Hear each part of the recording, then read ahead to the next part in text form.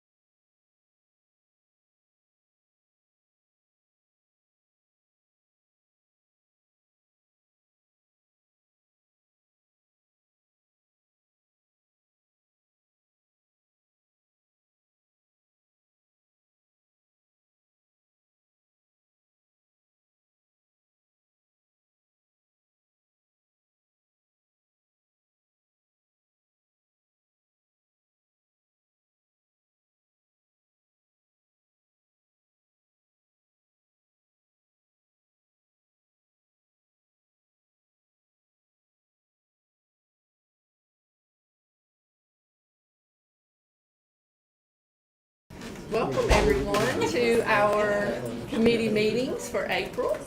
We're so glad you're here. Please stand and we'll say the pledge of allegiance. Attention, salute the flag. I Pledge allegiance to the flag of the United States of America and to the republic for which it stands, one nation, under God, indivisible, with liberty and justice for all. Thank you. So we're going to start off today with our, Could we add under the curriculum committee a quick update from Mr. Pascal on the Brunswick Virtual Academy? Sure. So if you will, under curriculum committee, number 3 will be update BVA. Do I need a motion for that? No. Okay, we're good.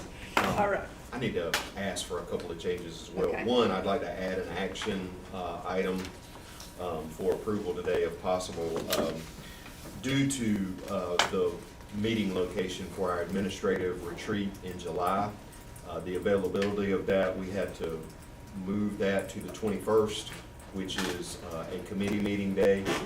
And I'd like to have the board's approval, if possible, today to change the committee meeting calendar from the 21st to the 23rd, which will be that Thursday. May 23rd? July 23rd. Oh, July. So from July 21st to July 23rd, if that would be okay with the board. Everybody take it off. Yeah, I mean, That's fine. That's fine. I Just haven't good even with gotten, that? I haven't Yes. gotten to July All yet right, in my so brain. we'll make that adjustment. And last, I do think that, I see that I'm doing a presentation on the superintendent evaluation process that's currently under the finance committee. I think that'd probably be a little better fit to move it under the human resources committee. Okay. So we just move it over there. That's it. Okay.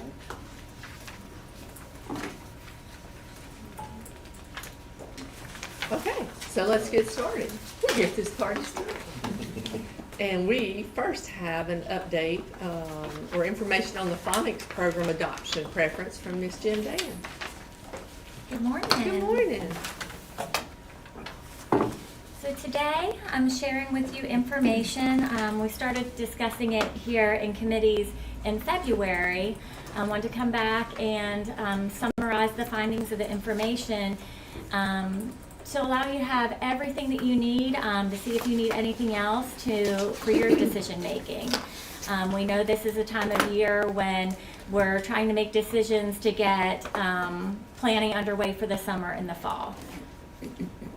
So to recap the why, in our Brunswick County Schools Strategic Plan, we want core curricula for all of our state tested subjects. Phonics is tested in K-3.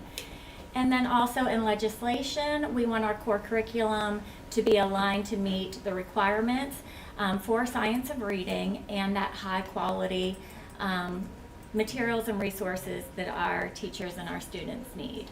So historically, we have met this requirement with Letterland.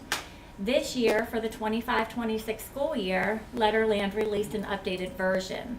So we pulled the principals and 80% said, let's look at all the curriculums in addition to Letterland. So in February, came to committees and said, here's what we're seeing as a result from our phonics ICC team, our top performing phonics teachers who wanted to be engaged in some decision making for curriculum. And we brought our top 3 phonics preferences, and you as a school board approved them for March. So since then, we have worked through our timeline of looking at a review process for those 3 curriculum. The materials were delivered to the schools. Every school had plans to include protecting teacher time to review the curriculum, as well as having an evening event for parents, community members to come and view the curriculum as well. So since then, that window closed for viewing the curriculum right before spring break on April 2nd.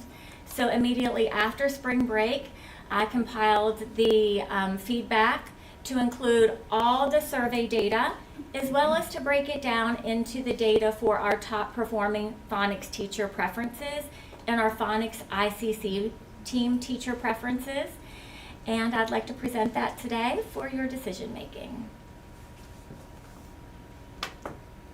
Looking at all of the survey results, we had 246 individual responses. And this is showing that Reading Horizons Discovery was the first top preference for 57.7% of the submissions. The second choice, coming in at 49.2%, was Wilson Foundations. So thinking back to those top performing teachers, when I shared with you in February, we had a total of 64 teachers who had K-3 phonics data from last year and are teaching phonics this year. They had a growth index of 1 or higher for EVOS. So we invited those teachers to be a part of the phonics ICC team. We also invited our principals who had that EVOS literacy growth where they met or exceeded growth in all 4 grade levels, as well as some central office staff. So one thing that I did when I compiled the information, if you look over toward the left, the smaller box, I looked at all of the data from those 64 teachers, whether they wanted to join the phonics ICC team or not. Because we know if they didn't choose to join the phonics ICC team, it could be that they're mentors for BTs. They could be teacher leaders for SIT and MTSS and serving in a variety of capacities. So I did not want to not include their information. So out of those 64 top performing phonics teachers, for the first choice, 39 of those teachers said Reading Horizons. So that matches right at about 61% of our teachers saying Reading Horizons as the first choice. And then you can see for second choice, Wilson Foundation. So that matched our overall preferences, choices as well. And then if you look at the larger box, I broke down that phonics ICC team members. We had 32 teachers Out of those 32 teachers, 19 chose Reading Horizons, which works out right again to 60%. So it's pretty much aligned across the board, 60% wanting or preferring Reading Horizons. And then that second place falling to Wilson Foundations. And then you can also see below for the principal, central office, and elementary instructional coach who were part of the ICC team as well.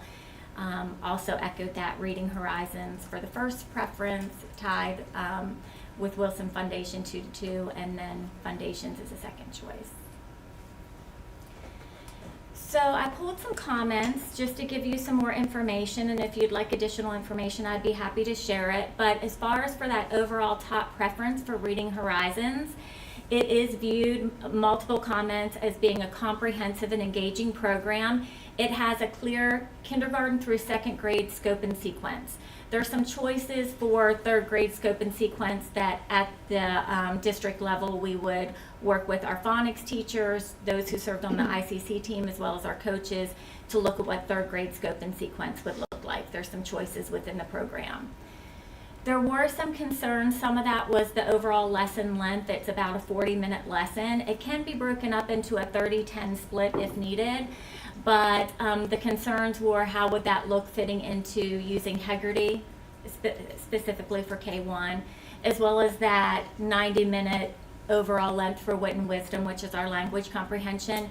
And then for our third grade teachers who also have the Read to Achieve portfolio, all of our school master schedules do have extra time for our Read to Achieve instructional passages and portfolio time, but it does add time into their schedule.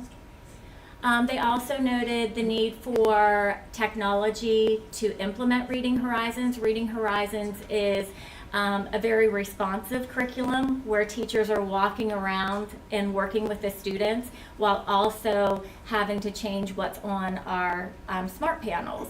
So having iPads or updated touchscreen Chromebooks would really help with the efficiency and avoid that teacher having to go up to a certain area to do that while also walking around and monitoring student learning. And then there was a few questions about if Reading Horizons would be the top choice, would that replace Hegarty? There is a desire to continue Hegarty because of the effectiveness and the student engagement of Hegarty. Our kindergarten and first grade teachers really enjoy that. For our support for Wilson Foundations, which was overall our second choice, it was valued for its structured multi-sensory instruction. It has a scope and sequence for all 4 grade levels, K through 3. And then it also has geodes, which are decodable readers, and the geodes align with Wit and Wisdom. They're from the same company. So that was a highlight. UFly was viewed as being favorable by teachers, but for Tier 2 and Tier 3 as opposed to a core curriculum. So then to round out information so you have a clear picture, we compiled information on the cost of the programs. So with Reading Horizons being that overall 60% top choice, that's listed at the top. So overall, looking at a combination of a 3-year PD options, they sent 3 packages for professional development. I chose the middle one for the sake of this presentation that is for strong implementation. They had a lower tiered one and they had like the premium package. So I went with the one that said strong implementation. That was at that $438,500 mark. And then looking at a 1-year quote for student and teacher materials and software, that is that $423,753. That does not include shipping and taxes. Within the program, there is handwriting practice to teach handwriting to our lower grades, but it does not include cursive. It is in legislation for North Carolina that we teach cursive. So this year, we had purchased cursive handwriting books for our students that it was around $25,000. So we would need to purchase cursive writing materials for our 3rd grader as well. And then thinking through about those teacher comments about iPads and touch Chromebooks, That's estimated at around 100,000 to make sure that our teachers feel like they could be responsive and teach that and float around the classroom and also manipulate technology. And then year after year costs for yearly renewal for digital licenses would be $212,460.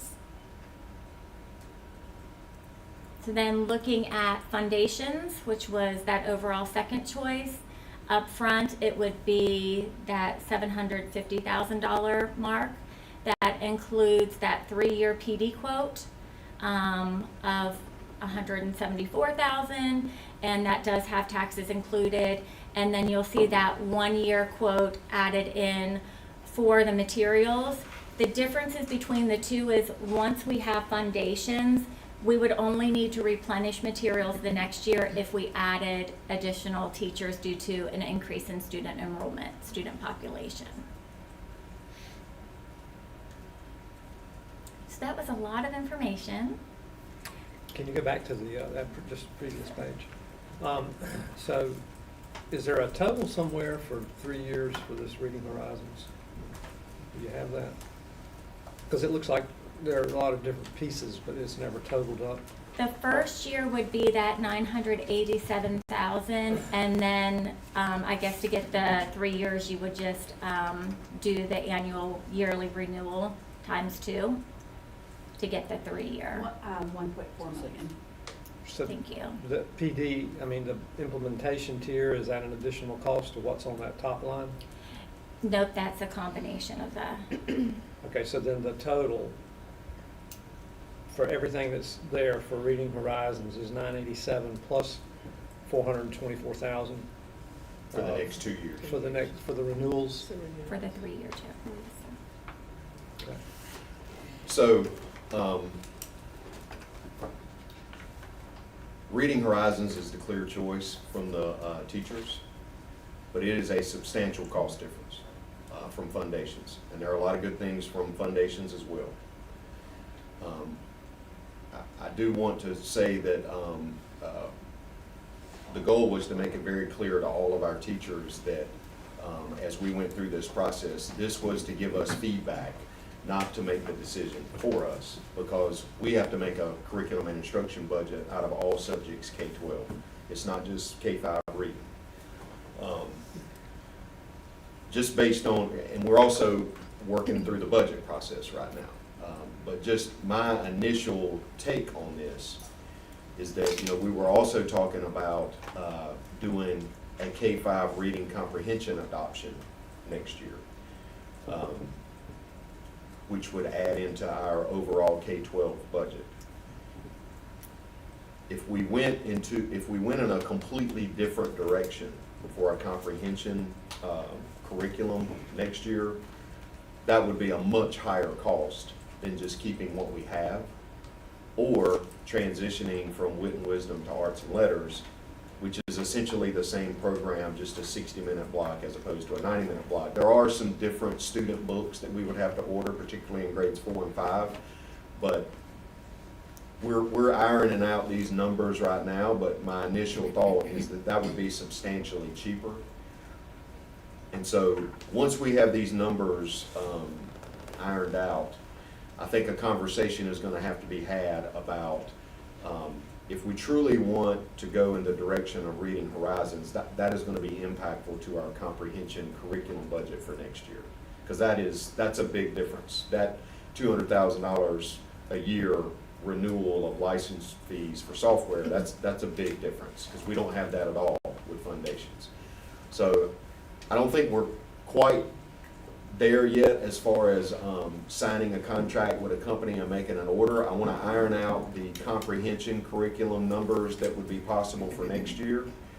And if it turns out the way I think it's going to turn out, for the overall just curriculum and instruction budget, we may have to bring the teachers back together and say, here's the situation overall. Are we okay? If we want to go with Reading Horizons, I think that's going to impact the choice that we make on the comprehension curriculum for next year. When you say impact, you're talking about limiting. Financially. It's going to limit. Correct. I'm just. Especially with us not having a state budget, I mean. Well, yeah, we don't have a state budget yet, we don't know that we're gonna get one until the fall. If we went through a full adoption process next year like we were planning to do, and the teachers selected to go in an entirely different direction with a completely different curriculum, that's starting from scratch. That's a new PD budget, that's new student books, it's new teacher books. That's gonna be substantially more expensive than if we just kept wit and wisdom, or if we transition from wit and wisdom to arts and letters. Because again, arts and letters isn't exactly the same, but it's mostly the same.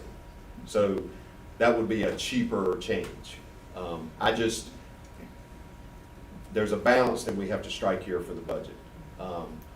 So if the teacher said, no, our priority is we want to have a full adoption process on the comprehension side, then my suggestion would be that we use foundations, because it frees up money in the budget for next year. I just want to have that conversation. I think there's got to be a little give and take on And this. if you look at the overall, I mean, obviously Reading Horizons was the top, but in some areas, it was second. Mhm. I mean, and it's not like it's 95% versus 5. That's correct. I mean, it's enough to me, I mean, just from looking at the numbers, it's not about like 58%. absolutely this is the absolute best by the majority. It's you got 50 to 60%, I mean, it's, Yeah, that's you very know, true. So there are probably benefits to both, obviously, but. I just think from a budget perspective, a conversation needs to be had about, how much we're spending on K-5 reading alone. That there is a substantial difference in the cost between those two products. And you're right. I mean, Reading Horizons was the choice, but it's not the 90% plus choice. And like I said, I'm not saying no to it. Administrators, look like some of the administrators maybe, I don't know, on different charts, it's neck and neck. I mean, it looked like, just 2 versus 2, where some like the other ones, well, anyway. I'm familiar So- with both. They're both great programs. I do think there are some things that I like better about Reading Horizons. I like that teachers are able to collect data as they're going along, but that's if they have the iPad. So you got to buy iPads to do that. So just overall budget, because of what the teachers said they wanted to do next year, we may have to revisit that and say, if we're going to go the Reading Horizons route, I'm not opposed to that, but that's going to be impactful to what we do for our comprehension curriculum next year or the year after. Does that make sense? So, Well, I do appreciate doing this because, I mean, it gives us much better, like, well, I like this better than, you've done the research and Mhm. they've used it to try to see what is more beneficial. I had a couple of thoughts on it. The first one was, before we would move forward with arts and letters, which is the baby of wit and wisdom, wouldn't we want to look at EOG results at the end of the year? Because this is the 4th year of implementation. well, we don't have to, we're going to do a 1-year contract with Wit and Wisdom for next year. Right. So, because we had already planned to do a full year-long adoption Right. process. We could continue to do that, which would give us the time to get EOG scores during the summer. It's just, if we want to wait to get EOG scores this year, we're not going to be able to make any kind of change next year in our comprehension curriculum. We're going to have to stick with Wit and Wisdom because we won't be able to get the materials in fast enough. So, Right, well, I thought that was on the agenda for next year anyway, looking at that next year for the next. I thought that had been the conversation. well, but that was before we knew how much of a price difference there was between Reading Horizons and Foundations and before we knew what the choice was. Right. Okay. So I guess the point is, there is still that opportunity there. If we said money-wise, we can't do Reading Horizons and go in a completely different direction on the comprehension curriculum. I mean, if we could order, it is possible that if we could order arts and letters materials in May, we could get them in time to use them next year. Or the conservative route is just do Wit and Wisdom next year. But we could still make the decision that, but just based on the budget, we're not going to go in a completely different direction on the comprehension curriculum because we can't afford it. And then Letterland. So is it that we couldn't use Letterland one more year? Or could we? I had a question at the TAC meeting the other day from a teacher who said, I don't understand why we're getting rid of Letterland. And I said, well, you're the first person that's I've ever heard say that. But, you know, she said, if we're looking at our data, and our data supports that Letterland is doing a good job, why are we getting rid of Letterland? So would it benefit us to keep Letterland and go in a different direction for a comprehensive program, or do we want to replace Letterland and keep our comprehension program? So just all questions, but I mean, I had heard from lots of people that they were tired of Letterland, you know. But she had a good point. If the Yeah. data's showing that it's effective. I mean, there was quite a bit of conversation about that, and also amongst principals, there was a concern that while we were getting you know, solid results in K2, we weren't getting the results in K3 I mean, not in K3, but in third grade that we were expecting to get. And it was a combination of those two things, plus the fact that if we did re-up with Letterland, it would be a different product because they're moving into a new update. So it seemed like a good time to just look at everything that was out there. Right. So that was the reason why we did it. Well, I did an observation in a classroom that was using Reading Horizons, and I'm telling you, it was very rigorous. Students were completely engaged. I mean, there is no doubt that it is an amazing program. Mm-hmm. So I can see why a lot of. But I will say people- this too, no matter what we use or when we use it, somebody will not like it, Right. Yeah. particularly if it's a change. Right. You know, so that's one of those things where I think, you know, we do surveys and we do the best that we can. But we follow the research and we do an in-depth study of what we're looking at, and we take feedback, but ultimately at this level is where we're gonna have to make the decision. Because we may not be able to provide everything that the teachers want because we can't afford it possibly within our budget without cutting some things. So, because people will say, well, you know, you can always find the money. Well, sure we can, but what are we gonna cut? Because that's what we have to talk about then. So right now, we're looking at the budget that we have that is based on the state budget that was passed 2 years ago until we can get a new one. So we're being pretty conservative about our C&I budget right now. Right. So that's the reason why I just wanted to point out, because there is such a substantial difference between the two, that is going to be impactful on our discussions about our comprehension curriculum for next year. That's the thing. Have we surveyed teachers about wit and wisdom this year? Like, that have, about their use of wit and wisdom this year? Have we had conversations? I would have to go back and check this, how the questions were worded in the fall, but we've questioned, and I forget if it was just the phonics ICC group, but we have asked for teacher feedback and principal feedback I this just year. wondered, after they've used it for several years now, if their feedback would be different than in the beginning. And another thing, as Mr. Cole shared, I've been collecting information for language comprehension, and there are across the state 8 districts using Reading Horizons, and what I did is I pulled the language comprehension curriculum that they're using. 3 are using Wit and Wisdom. The other 5 are all using different language comprehension. So I am trying to look for trends in that too, for information. When we look at Foundations use, we have 24 districts using Foundations. Out of that, we have 11 that are using Great Minds products. 8 are using Wit and Wisdom. 2 are using Arts and Letters, and that would have just been recently since that was just released.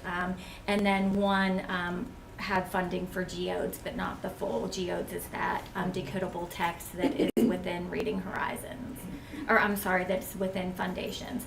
And then looking at the other comprehension programs, the next one that's most commonly used only has 3 districts using it. So it really is Wit and Wisdom and Arts and Letters seems to be the preferred language comprehension as far as looking at schools with these 2 programs. And what was the third one? The third one that only had 3 districts using it out of 24 districts was HMH, Into Reading. Into Hardcore. reading. And And you know, the issue that I heard the most from teachers with Wit and Wisdom wasn't the process, it was the time. It was because it was a 90-minute block, and they struggled a little bit to find the time to do small groups like they wanted to do them. So that's the reason why we've been working on master schedules for a minimum of a 120-minute literacy block for next year, making that work. And that was the reason why we were talking about arts and letters, because the reason why arts and letters exists is because of that very feedback nationwide on the Wit and Wisdom curriculum. I would say, if I remember correctly from the survey that we had, the majority of our teachers felt good about Wit and Wisdom. It was just the 90-minute block was the problem. And so that's the reason why I thought, well, the easiest switch and the most cost-effective switch would be to switch from Wit and Wisdom to arts and letters to a 60-minute block. We use a lot of the same student books. We replace the ones that we have to, which were mostly in 4th and 5th grade, and that would be the way to go. So that cost-effectiveness comes even more to the forefront, because now I know the difference between these two choices. So I didn't before. Right. Can I make a suggestion on this cost analysis? Are you gonna bring back a more, like a side-by-side kind of comparison of these costs? Of these two? Yeah, I mean, we can. those top ones. Well, here's what I was gonna Just say. sort of put it like in a spreadsheet form. Well, I mean, it can be very simple. I mean, here's the cost, for Reading Horizons, here's the cost for foundations. When we were talking about yonder pouches, everybody was looking at the cost, the total costs, right? But no one ever broke it, I don't say no one, I did. When you break it down on what it's costing per student per year, we go from a program that's costing $75,000 to a program that's costing $8 per student per year. It's much easier to weigh ROI at that level. Okay, so if we have a cost per student for each of these, We can put that together for you. then we can say, well, look, I mean, it is a big total cost difference, Sure. but are there enough advantages in Reading Horizons to warrant that this is going to cost us, $6 more per student per year, or whatever the number comes out to be? Right. Well, yeah, no, we can do that and bring it back at our next meeting. And of course, the biggest difference is the yearly renewal. That's the biggest difference. There's a difference in the upfront cost for the first year, but that's manageable. I mean, all of it's manageable, as long as we keep in mind that there's an overall budget. That's what we have to. And I want to give the teachers exactly what they want, but all of the teachers at every grade level and subject have exactly what they want. And we can't afford all of that. And we have to be fair to our other teachers too. As important as K-5 reading is, we do have other grade levels and subjects that we have to deal with. And that's true. But I will also say, elementary half, is that it's like building a house. And if you don't build that house on a firm foundation, I wish Miss Moffett was here to hear me say that. She'd be so proud. She can go back and listen Sorry, to it later. she missed it today. But if you don't build your house on a firm foundation, your house will crumble. And you are constantly intervening. Where if you build it really strong to start with, you don't have so many cracks that you can't fill them. So I would just remind the board that it all starts right there. We want readers by the end We of want first grade. readers, They yeah. can't read, they can't do anything. So it's that important to me. So Ms. Damon will put together a different version of this slide between those two that will include a per student cost Yes. as well. And we'll discuss that. Do you want to discuss that at the regular meeting? Because we kind of a little bit on a time crunch, right? Yeah, well, I mean, you tell me what we need I to can do. bring it to the You record. can bring it? Yeah, can I just add one thing that we haven't talked about is we do have new ELA standards that are coming after next year as well. And then the other thing you asked about Letterland, and we do have one more year of the online subscription that we've already paid for. Mhm. So, but we'll be doing the work for new standards this summer. We should have all the drafts. We've got a team going in June for that. So that's just another factor I wanted you to be aware And of. the new standards, I guess we can find those online. The drafts are, I'll just push them to you. Okay. And everything's still in draft stage, but I'm taking our team and June, I think it's the last week of June, to start that process with training the DPI so that we can spend next year planning for that. So that's kind of a factor in this too. I just wanted to make sure we were all thinking about. Can, I would also, if you can do it, you had said there were like 11 or something with, or 8 or something with Reading Horizons Yes. across the state, and 20-something or close to 30 with, With foundations. 24 for yeah, foundations. how can we, like, look at their performance and proficiency and growth? I mean, if they've only been using it 1 year, that's not going to be much of an indication, but if they've been using these products for 2 or 3 years, then we might I mean, if the 8, or if the 11 or whatever that are using Reading Horizons are far excelling in that area relative to foundations, then that'll also help give us a better sense of our return on investment. I can pull that Potentially. information. One thing that I would have to put an asterisk by for that is it's listed on their plan, but we don't know how much PD they've had, if it was 1 year, 3 years of PD, and we wouldn't know really if they are implementing it consistently. So, but I can definitely get the data. There's just some wild card information that we would not know about specific student and teacher usage. Yeah, but that would, those same variables would apply across all they people that would. you're looking at, and They would. if this group who's got those same variables at play, this group has, if this group's far excelling the other, then I don't think that's. There's always that factor of what matters the most with an implementation of a curriculum is the principal in the building.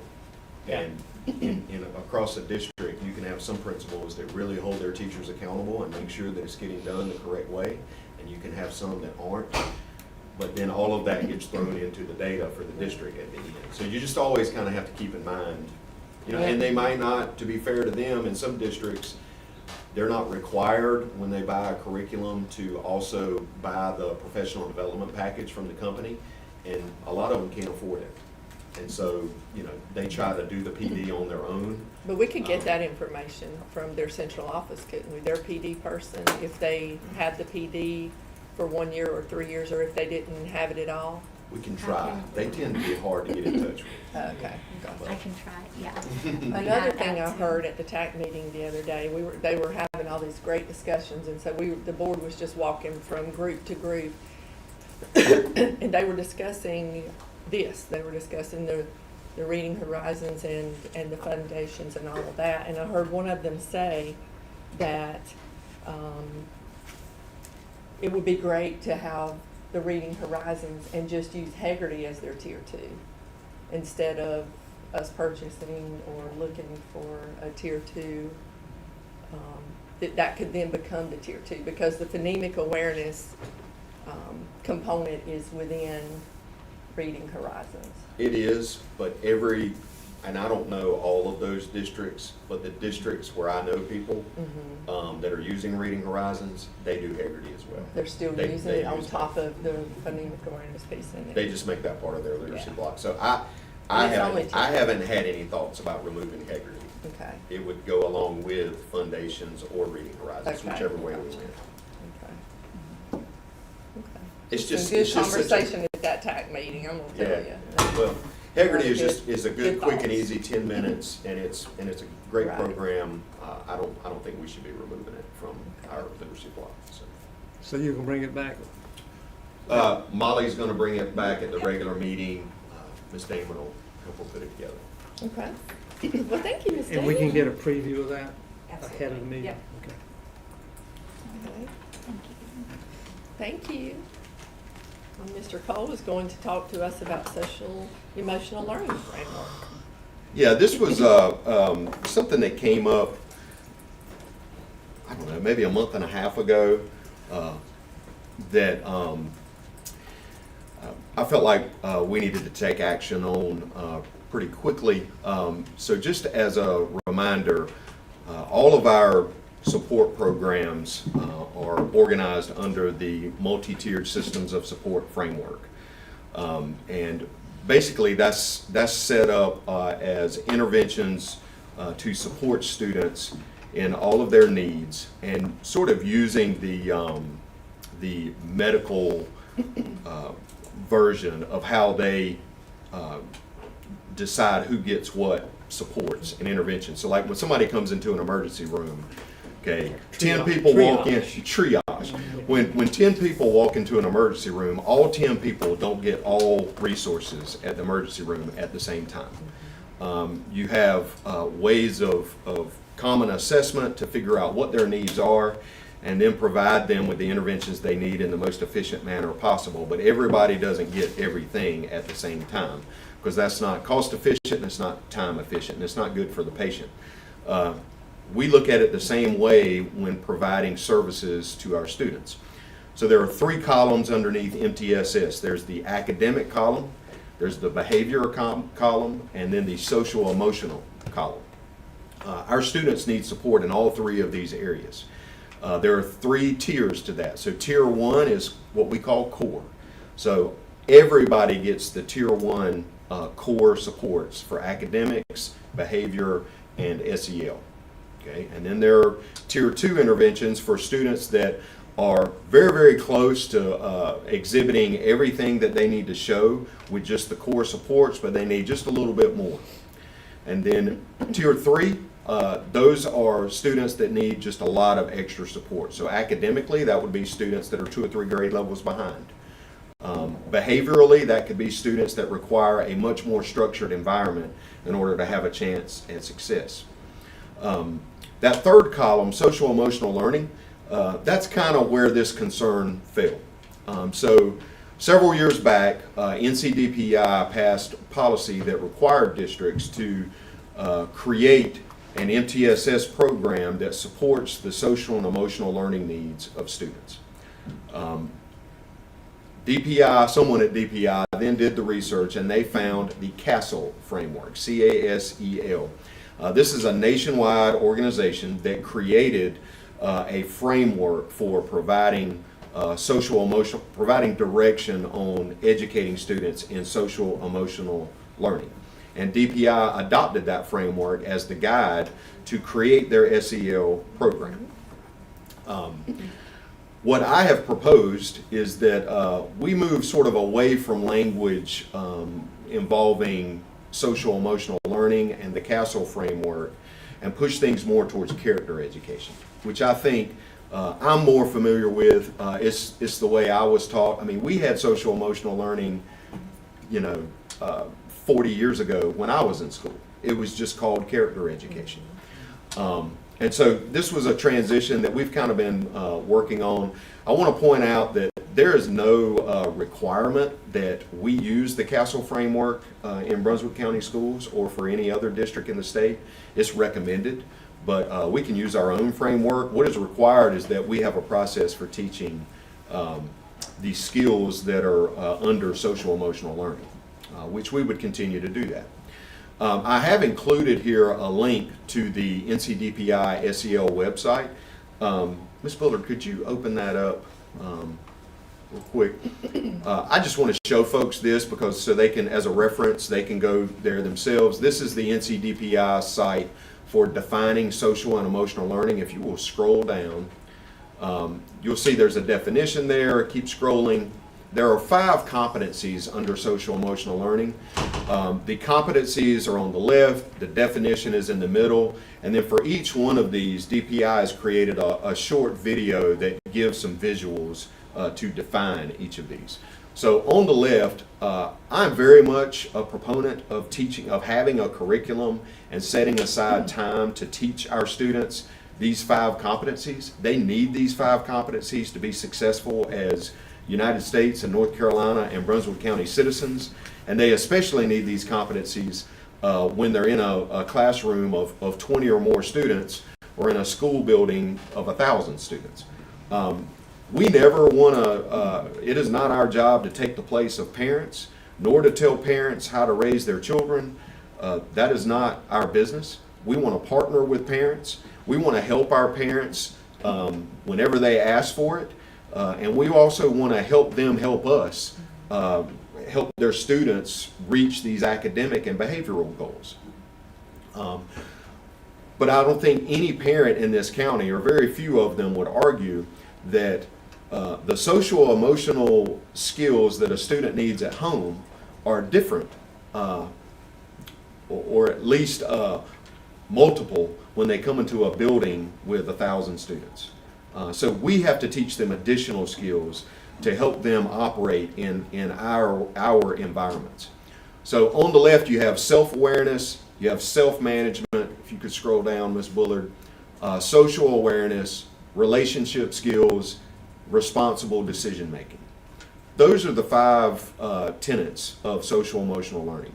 And our students, in order to be able to access their full academics at our schools, they need to learn these skills.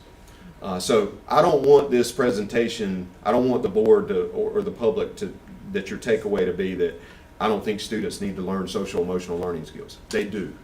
But I do think a negative connotation has been put on those terms, wrongly so, because if you read those 5 competencies, I mean, all of that, if you read the definitions, that's character education. They're learning how to manage themselves and how to act around other people. So you can close out of that and go back to the presentation, Ms. Willie.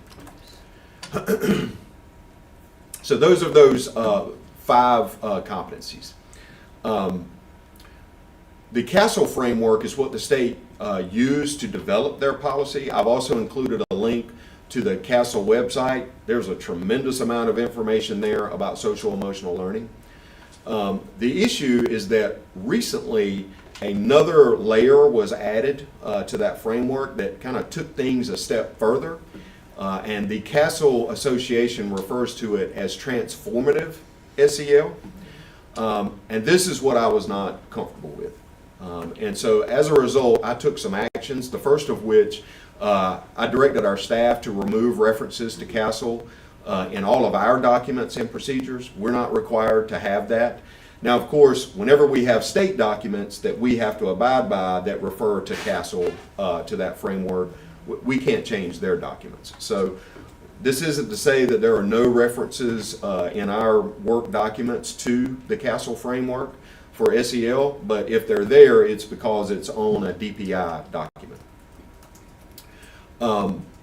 The things that concern me about this addition to the framework, so what it says on the site is through transformative SEL, students and adults develop social and emotional skills needed for school and community engagement with a focus on rights and responsibilities for creating learning environments that are caring and just. So whenever I start hearing things, when it starts referring to justice and just, I start worrying about us overstepping our bounds as a school district. Some of the tenets underneath this transformative framework are in the bullet points. So identity. This is another area that I think as a school district we have to be very careful of. My personal view is that it is not our place as a school district to get involved in the identity of students. I think that that is something that is really more of a home-based item that should be handled at home. But it says identity, a core part of self-awareness, which refers to how students and adults view themselves as individuals and as part of the world around them. Having a healthy sense of identity buffers against negative and traumatic experiences and contributes to positive academic, social, and emotional outcomes.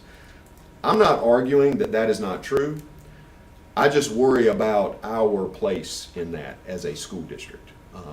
That just always feels to me like a family thing. And I don't want to blur the lines. I want to partner with parents in order to support the needs of our students in the best way possible. But primarily, we are here to educate students on the standard course of study in all subject areas. That is our mission. And I just think we need to be very careful about moving into other areas. Another bullet point, developmentally appropriate learning opportunities that engage students and adults in examining current and historical events, social norms, prejudices and biases, and how issues of race, class, and culture impact our society. We cover these areas in our history and social studies curriculums. It starts feeling like is stepping over into the area of social justice and a lot more politics. And I think we have to be very careful of that. There's no requirement that as a school district that we be on the edge of politics in on the left or the right. Again, our mission is to teach the standard course of study. And then opportunities for youth to use their voice and skills to examine inequities and create solutions for social change. Again, when we start pursuing creating social justice warriors in our school-age K-12 students, I worry that we're crossing a line in politics that can take us away from our core mission of teaching the standard course of study in all of our academic areas. Certainly in our history and civics classes, we teach our students how to be informed citizens. We teach them how to be involved in local government, state government, national government, because they need to know that as a citizen. But I don't want to cross a line where our school district becomes much more politicized than it needs to be in order to achieve our mission. So these were the areas that concern me. So this is just a quick picture of some changes that we made in our documents across the board, specific to our MTSS guidebooks and procedures, with some additional information about just changes in language. We removed references to the CASEL or some CASEL resource links. So that's there for reference. And in addition to that, I did report my concerns to the NCDPI regional consultant, who is my liaison to the senior leadership at DPI. And she told me that she did bring it up at their senior leadership meeting at NCDPI. I also emailed directly Miss Olivia Oxendine, who is a North Carolina State Board of Education member for our district. When I was on the state board for a year, I developed a relationship with Dr. Oxendine, and I just asked her for a review of this, and that maybe the state board should consider whether or not DPI should continue their partnership with CASEL with this framework. Now, I haven't received a response from her, but I wanted to share that I had taken that action. So that's what I wanted to share. Does the board have any questions for me? I just had a thought, it used to be First Tee was utilized through our schools. We would take them to the course and all that, and they You have. mean the golf First Tee, the organization? golf, Mhm. yes. Through And golf. they have like 9 core values, and at the time, it was also being implemented in the PE classes. Mhm. Now, I don't think it is anymore, but I mean, going back to what you're saying as far as character, education, that was all part of a character education curriculum, whether that's still, And it's being used, but I'm just saying that is in my mind, that was something that had been used in the past.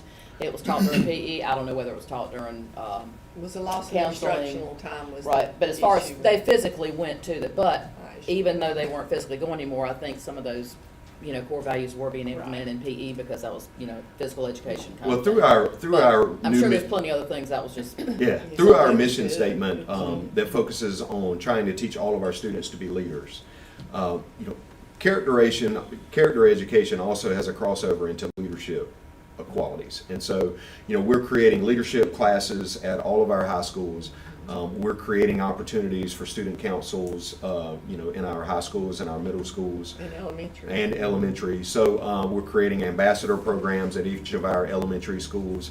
So we are pursuing these same 5 competencies that are the original basics of SEL, which I believe in, students need. I just don't like this additional level that has been added to that framework. So that's all it is. We are still going to continue to teach. We'll refer to it as character education, but it will align to leadership qualities as well as those 5 competencies. So, I like the wording better. Character ed to me Yeah. sounds Well, I more like what appreciate it. our job is as a school system. I appreciate it too, because the more we get into mental health, which is huge, I mean, we all have mental health, I mean, that's just the way we're Right. made. But as you start delving into more and more, I just want to say different thank you things, because yeah, it can get. you keeping up you on start this stepping and, up on stepping on toes, and that's. prior to it becoming a problem and aligning with the values of our community. So thank you. Mhm. And I can tell you from my own personal experience, when I ran for school board in 2022, coming out of COVID, it was a little bit of a different political environment at the time.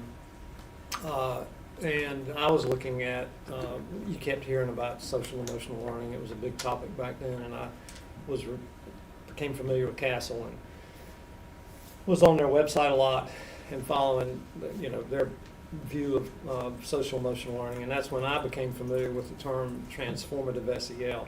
And I believe they've toned down a lot of the information on their site in light of the current political environment maybe, and they've sort of pulled back publicly. But I can tell you in 2022 when I was there and looking at what they had on their site, it was, I'm not going to say it was frightening what their vision was for SEL. It was highly concerning in terms of the level of activism that they felt like should be incorporated into the social emotional learning sphere for students. I'm talking about some significant activist kind of ideas, and there were almost, I won't say direct references to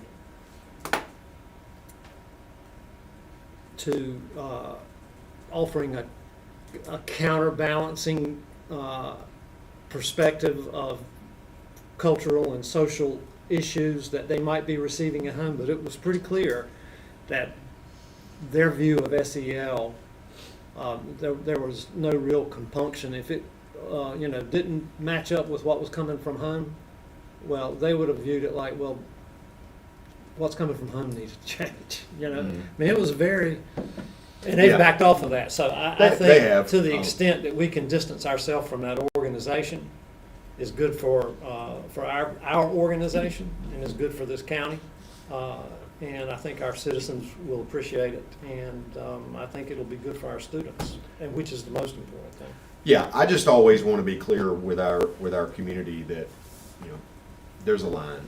And, I'm always sensitive to us embarking on anything where I feel like we're entering a gray area of, what is our duty and mission and obligation, because we are not the parents, and I want to be clear about that. But I also have to be clear with parents sometime in that, hey, this type of behavior in your home, you say it's okay with you. I get that. I'm not going to tell you that that's wrong in your home. That's your decision. That's not my decision to make. But there are 5 people living in your home. We can't allow that in a classroom of 20 because no one will learn. So the rules are going to be different. So we just need to be clear on that. There is a division here, and what matters is that we partner and that we do our very best not to cross the line back and forth. So that's all it is. Thank you, Mr. Cole. I think Appreciate it. that's Thank you. excellent work. And then we'll move into our policy committee. BDA. Oh, I'm sorry. We're going to move to number 3. We're going to have an update from Mr. Pascal on our Brunswick Virtual Academy. All right, good morning, good morning. Good morning.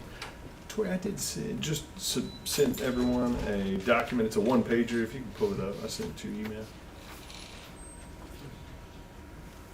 Miss White, while they're pulling that up, were you at Lincoln when they had the Leader in Me?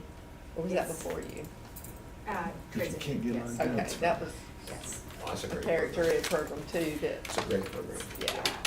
they've got access. So, it was not specifically Leader in Me, it was a partnership with Duke on. Was it Habits of Mind? It was on Habits of Okay, Mind. we and delved into that a actually- little bit. We pursued, after that partnership ended, Leader in Me, and did our own version of it because of Right. that. Because of it. Yeah, so we implemented I it sent it to you. You need to go as back to a access. You can just go back to the independent agenda. school. And And we they still took do. components of And- Habits of Mind Mhm. and used at Union as well. Yeah, it was good, it was great. Yeah, some good There's a stuff. lot. Habits of Mind is a strong Habits of Mind is a framework. strong, yeah, That's another There's framework good that you can use. right, yeah. All right. I just sent this to you all just to have some bullet points to be able to reference if you get asked as well. And for the community, we should be able to put this in our meeting minutes as well. It's just an update on the process. As you'll recall, back in really December, we were talking about this. January, February, we found that the department in DPI actually was dissolved. That was over the remote learning schools. And it was moved underneath somebody else with the transition of leadership. So we were trying to find out who to apply to no fault of anyone. I'm not blaming DPI or whoever leadership. They just shifted things, and they had to find out where all those pieces were going. So it took a little while. Finally, they sent us the application in February. We applied right away. It wasn't due until I think it was mid-March. I want to say March 16th off the top of my head. So really, the state board wasn't even going to look at it until April. To my knowledge, we got a generic email right after the state board meeting in April. Unfortunately, I think due to the quick deadline, they probably didn't feel as prepared to apply and approve or not approve all of those applications. So that's a long way of saying they moved it. So now we're waiting, unfortunately, just so our public know and our parents know, until mid-May, or sorry, early May at their state board meeting. So the long and short of it is, it wasn't our delay. I think it really was a leadership change at the state level caused a little bit of a delay. Here we are. They did ask some feedback questions. They didn't get that until the state board meeting in April when they saw our applications. So as a state, and they asked all of us different questions, we sent them our answers back, and now we're waiting for state board approval. So that is the delay to anyone watching online as well. We're going to send out more information. We've actually got a team meeting next week. We're going to keep planning forward, hoping that the state does approve, and then be able to open up this school even as early still as August. And that does mean we're going to have to prioritize enrollments though. So I put that on there. I'm not saying right now that we will not accept most students that apply, but we do have to prioritize the students who we know we've seen success in the program already.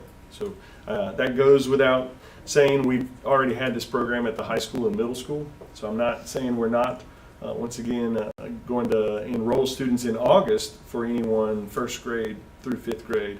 I just want to make sure everyone is aware of the time frame that we're working with now, and that we do need to bring everyone to the table, talk through what that looks like for our elementary school non-BCS students as well.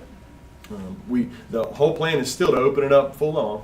I just want to let you know from our staff, really working through the time frame that we have. We want to make sure that we do this right. What I don't want is to have families come in and not have the full experience that we are promising, and then have a bad taste in their mouth and maybe not come back to us. So we want to make sure we do it right the first time.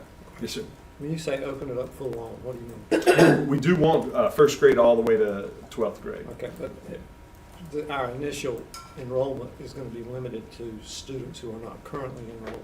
Correct, yeah. Because that's the question I keep getting from That's people. what I wanted to ask you to reiterate Yeah. for the public and the board. Because Is there's who's eligible some to apply? confusion there. Yeah. Who is eligible to apply? Yeah, only non-BCS students. And all of that will be, that was what we talked about as a board when we recommended it to you all. Right. And what we approved as our process moving forward. And it's actually what's on the application to the state, which was one of the questions they gave me, So to to be explain that. perfectly clear, this is not an alternative for current BCS students. Correct. Right. And that was clear when we talked about it. Yes. They're gonna have to have been unenrolled from us for at least We said one school year. one school year. They needed to be That was elsewhere the for a question. school year. Essentially, we're providing this as a service to parents who are already, have their students enrolled in a homeschool or in an online charter school already, that we're having to cut a check for to somewhere else. We just thought, well, we can do this ourselves, and folks can be enrolled with us instead of enrolled in some online state charter school. So Which is that's why what this is. we said no kindergarten as well. We wanted families that were already committed. That is the lifestyle, the school choice that they have committed to already. So that first year in kindergarten would have been done at home, and then we would consider them for acceptance as well. Once again, this year though, based on the timeline, I just want everybody full transparency. We're going to have this up on our website within the next couple of weeks as well, is that it's all pending state approval, but ultimately we still need to prioritize students. So we've only got so many supports in place currently that we want to make sure we do it right. And we know we can do it well, But we want to make sure that we really are prepared for our elementary school students as well. And the last two groups is, we always get a lot of requests from homeschool parents about wanting their homeschool kids to be able to participate on our sports teams. And we've never allowed that because, we feel like it's unfair to our existing students. For one of our existing students who has met all of the academic and attendance and behavioral requirements to get cut from a team, to create a space for a homeschool student who we don't know what they're doing at home. That just doesn't seem fair to our students. BVA is an opportunity. Most homeschool students are using some kind of online curriculum. And so this is also an opportunity for homeschool students or private school students where maybe they don't have sports to be enrolled through BVA, still be at home, but be eligible for sports with us. So that's another one. I appreciate the update. I had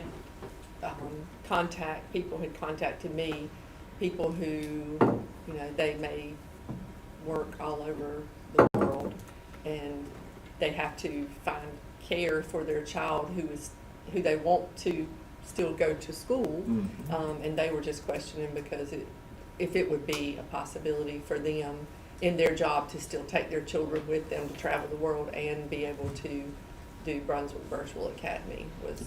Yeah, and we want that student. We do want that student to have already committed to that, so that would be that year prior to it. They'd have to show that they have some sort of non-BCS education before being accepted.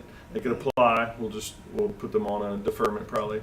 Is the same thing we would potentially do for some of our students who apply for the RISE Academy. It will be and it says it in there just so that everyone in the public know. We're creating that website now. Jeannie's team's amazing. She's working with me and our BVA team now. Small but mighty team. We're working through getting the information on the back end where it'll say coming soon on the website, and it will give them certain information. We just created a BVA email address, which I'll have listed as well, hopefully by the end of the week on the website, just so that we can start fielding questions, because as soon as the state board approves, knocking on wood, hopefully, as soon as the state board approves, and I don't see that they wouldn't, that way we can send all of that information out quickly and start getting enrollments in. It'll be just like Achieve Academy and Early College. We'll send an acceptance letter pretty quickly and require them to send back that they have the intent to enroll. And then we'll go from there. And that'll allow us to start making a lot more moves in terms of what resources we need. So, any questions? The only other question that a parent had was, will it be Brunswick County school teachers teaching it? So initially it will be Ed Options, which is actually teachers that are certified in North Carolina across the nation initially. So the goal, and I think it was in phase 2 actually is I what knew we it was called in it. the plan. Yeah. So phase 1 is we're just going to be able to scale it quickly. We'll have to use Ed Options, so you're really getting other teachers to teach it initially. But phase 2 is to start recruiting our own to pick up this teaching. Our teachers are doing it now through NCVPS sometimes. They like to, as a second, part-time job, they do like to have that extra income.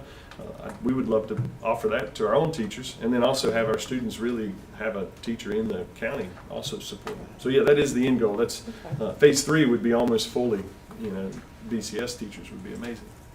Besides the specialty classes that, advanced classes, AP, things like that. But, all right. All right. Any other questions for Mr. Pascal? Okay, thank you. Thank you. Now we'll move into our policy committee. And it looks like we have network security. Ms. Bayer?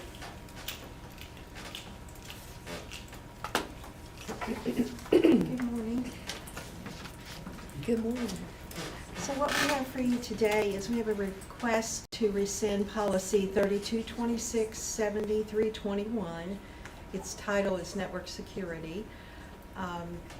What we determined is that particular policy, a lot of the language that is in there is also in a lot of our newer policies that we have adopted from the state.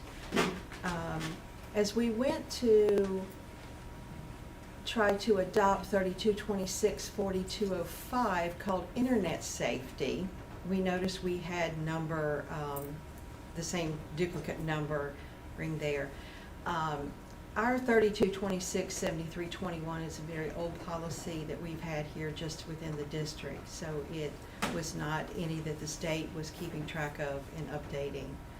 So we went back through our old policy, and what we have done here is we've looked at all the language on the chart here and identified its language that is in our newest policy and which policy that is, and then our recommendation where it's a duplicate of saying about the same thing.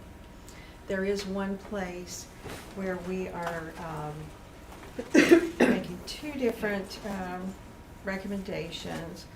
We are stating where it indicates that a particular form would be signed.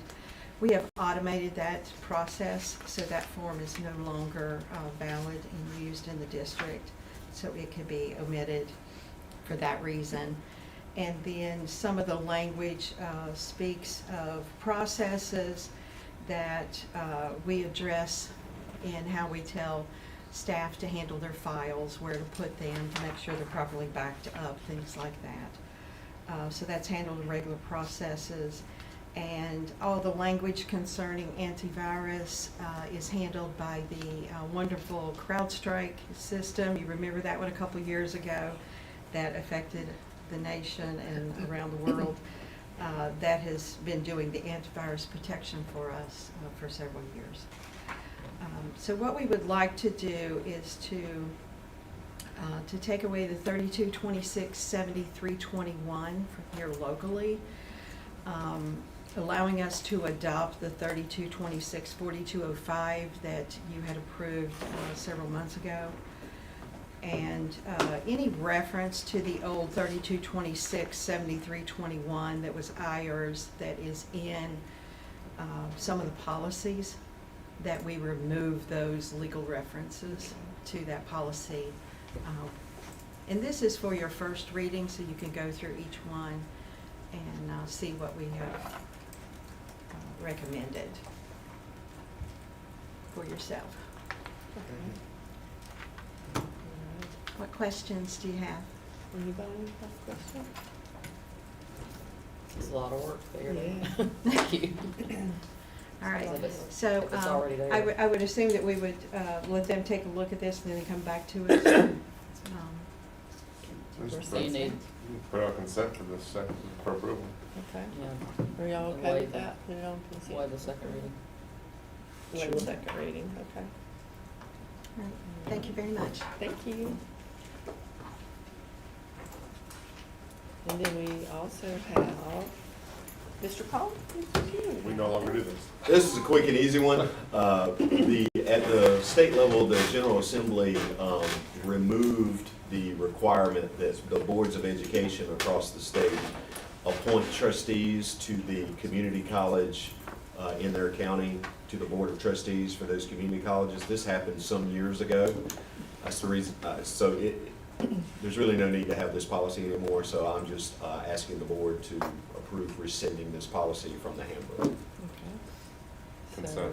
putting it on Consent. consent, okay with everybody? Mm-hmm. Okay. And then Mr. Gainey, religion in the schools. Yeah, freedom of religion in the schools. So I've talked with all of you over the last year individually, shared information with you about changing our current freedom of expression or freedom of religion in schools. And so just as a little bit of background for those who I have not spoken with,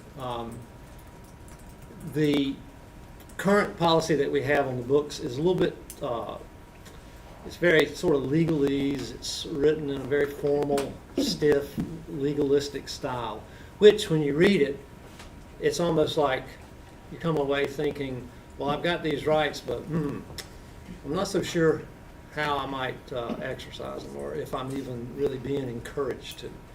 So I thought, well, you know, that's a shame because school boards across the country and organized religion, as we know it traditionally, tend to be looking to accomplish the same things with children.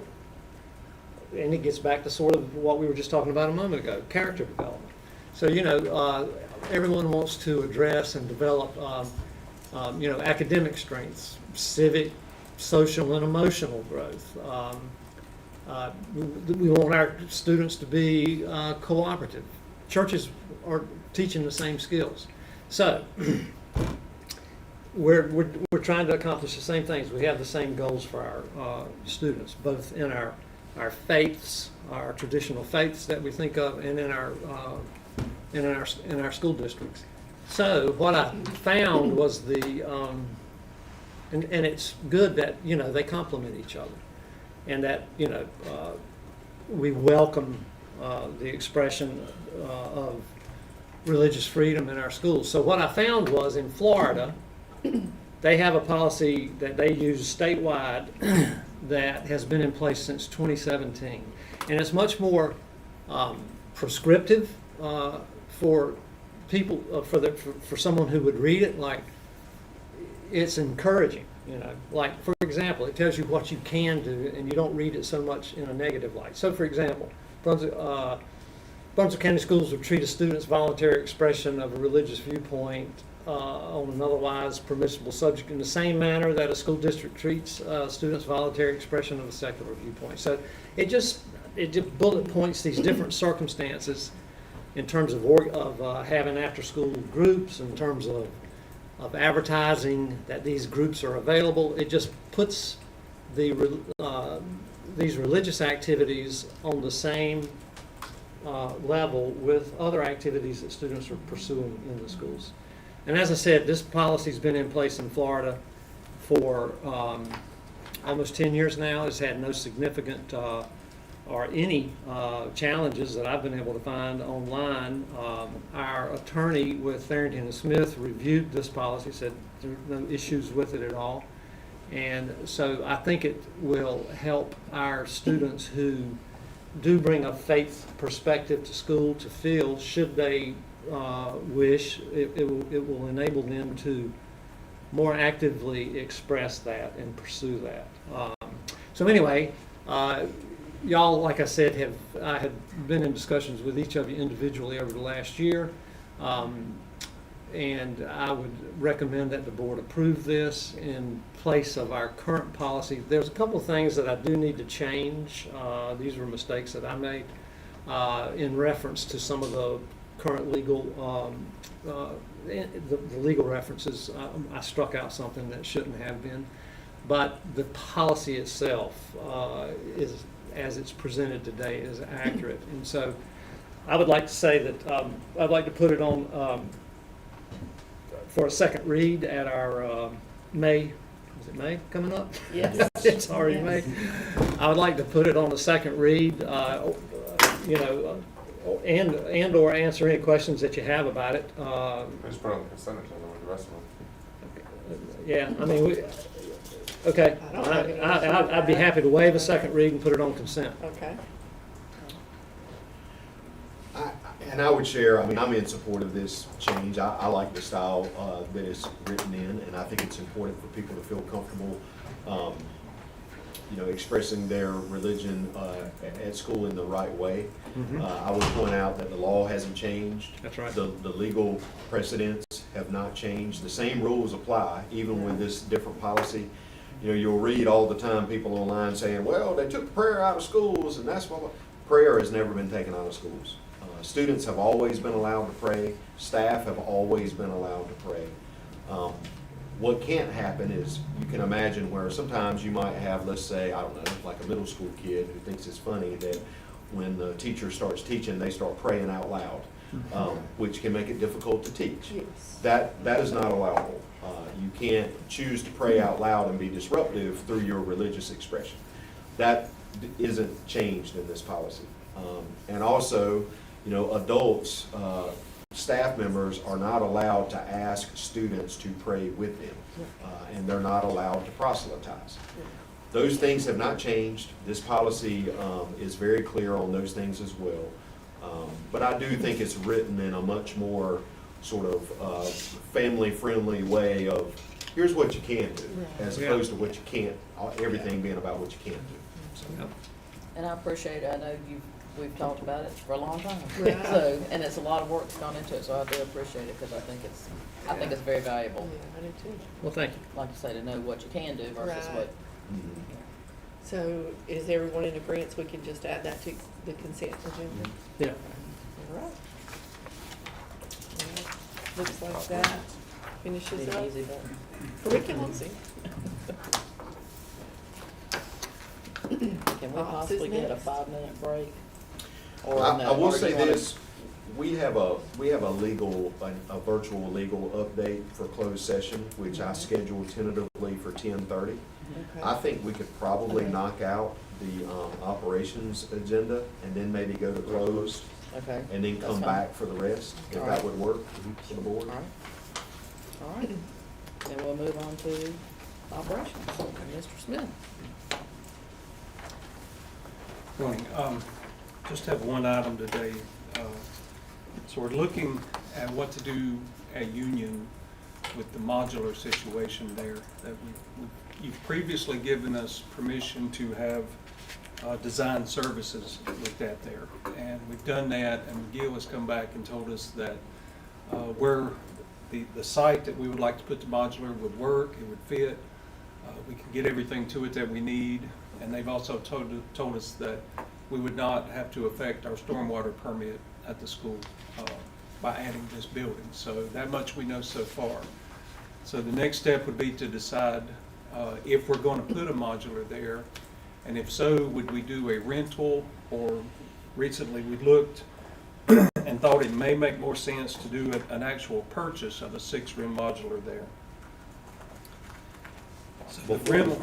Hang on, before we move on from that, Ms. Bullard, can you talk about that graph real quick, Mr. Smith? Yeah, that was what I was going to next. So at Union, our demographic numbers, so our kind of number at Union is 700. It's like, and I'm glad Sam's here this morning by coincidence. So they're right around 620 total capacity at the school. We've got 4 modulars in the back currently, 4 trailers, at 20 per unit. That gives us 700 capacity right now at the school. Now, we have done, of course, everything at the school that you can do inside the building to maximize classroom usage. There's nothing else that can be done physically inside the building to add to any type of classroom.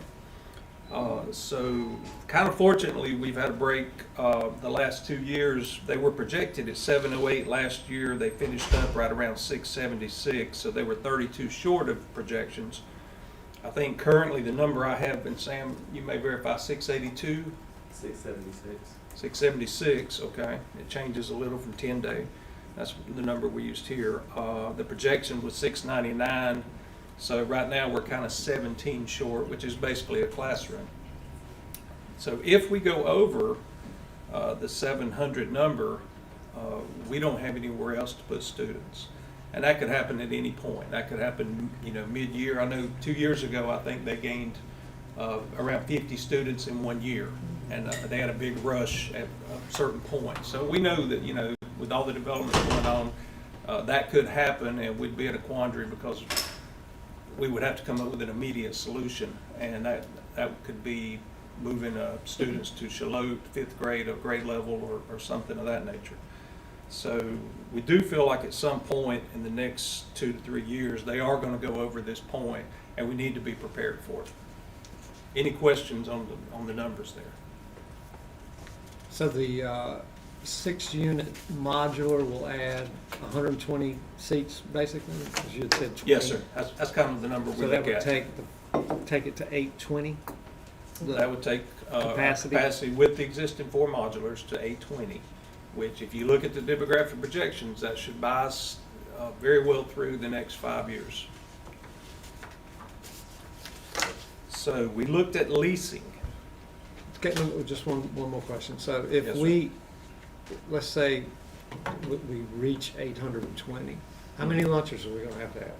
Yeah, that was my question, was the cafeteria. Yeah, because Starting with 10. granted, we may have enough room outside to add these, but if we can't accommodate it inside, then do we need that much capacity? Bolivia doesn't, Bolivia starts lunch at like 10:30 in the morning. So, what time do you, when's your first lunch, Sam? 10:45 and the last kid is out at 12:45. But Eimer has been wonderful. We've gotten several extra tables so we can manage right now. We can get it in 2 hours. What's it gonna look like at 8:20? It'll be 10:30 to 1:30, I would imagine. Yeah. With Well, everyone. and it might also be some classrooms having lunch outside or in their classrooms. And I will say, in a pinch, you know, we can do meals, we did it during COVID, Meals on Wheels. in the classroom, but that creates bug problems, which then lead to mouse problems. So, you know, we don't like to do that, especially on a long-term basis. It's the same problem we've been discussing, is that, you know, you can add seats with modulars, but that doesn't make the lunchroom bigger or the parking lot bigger. Yeah.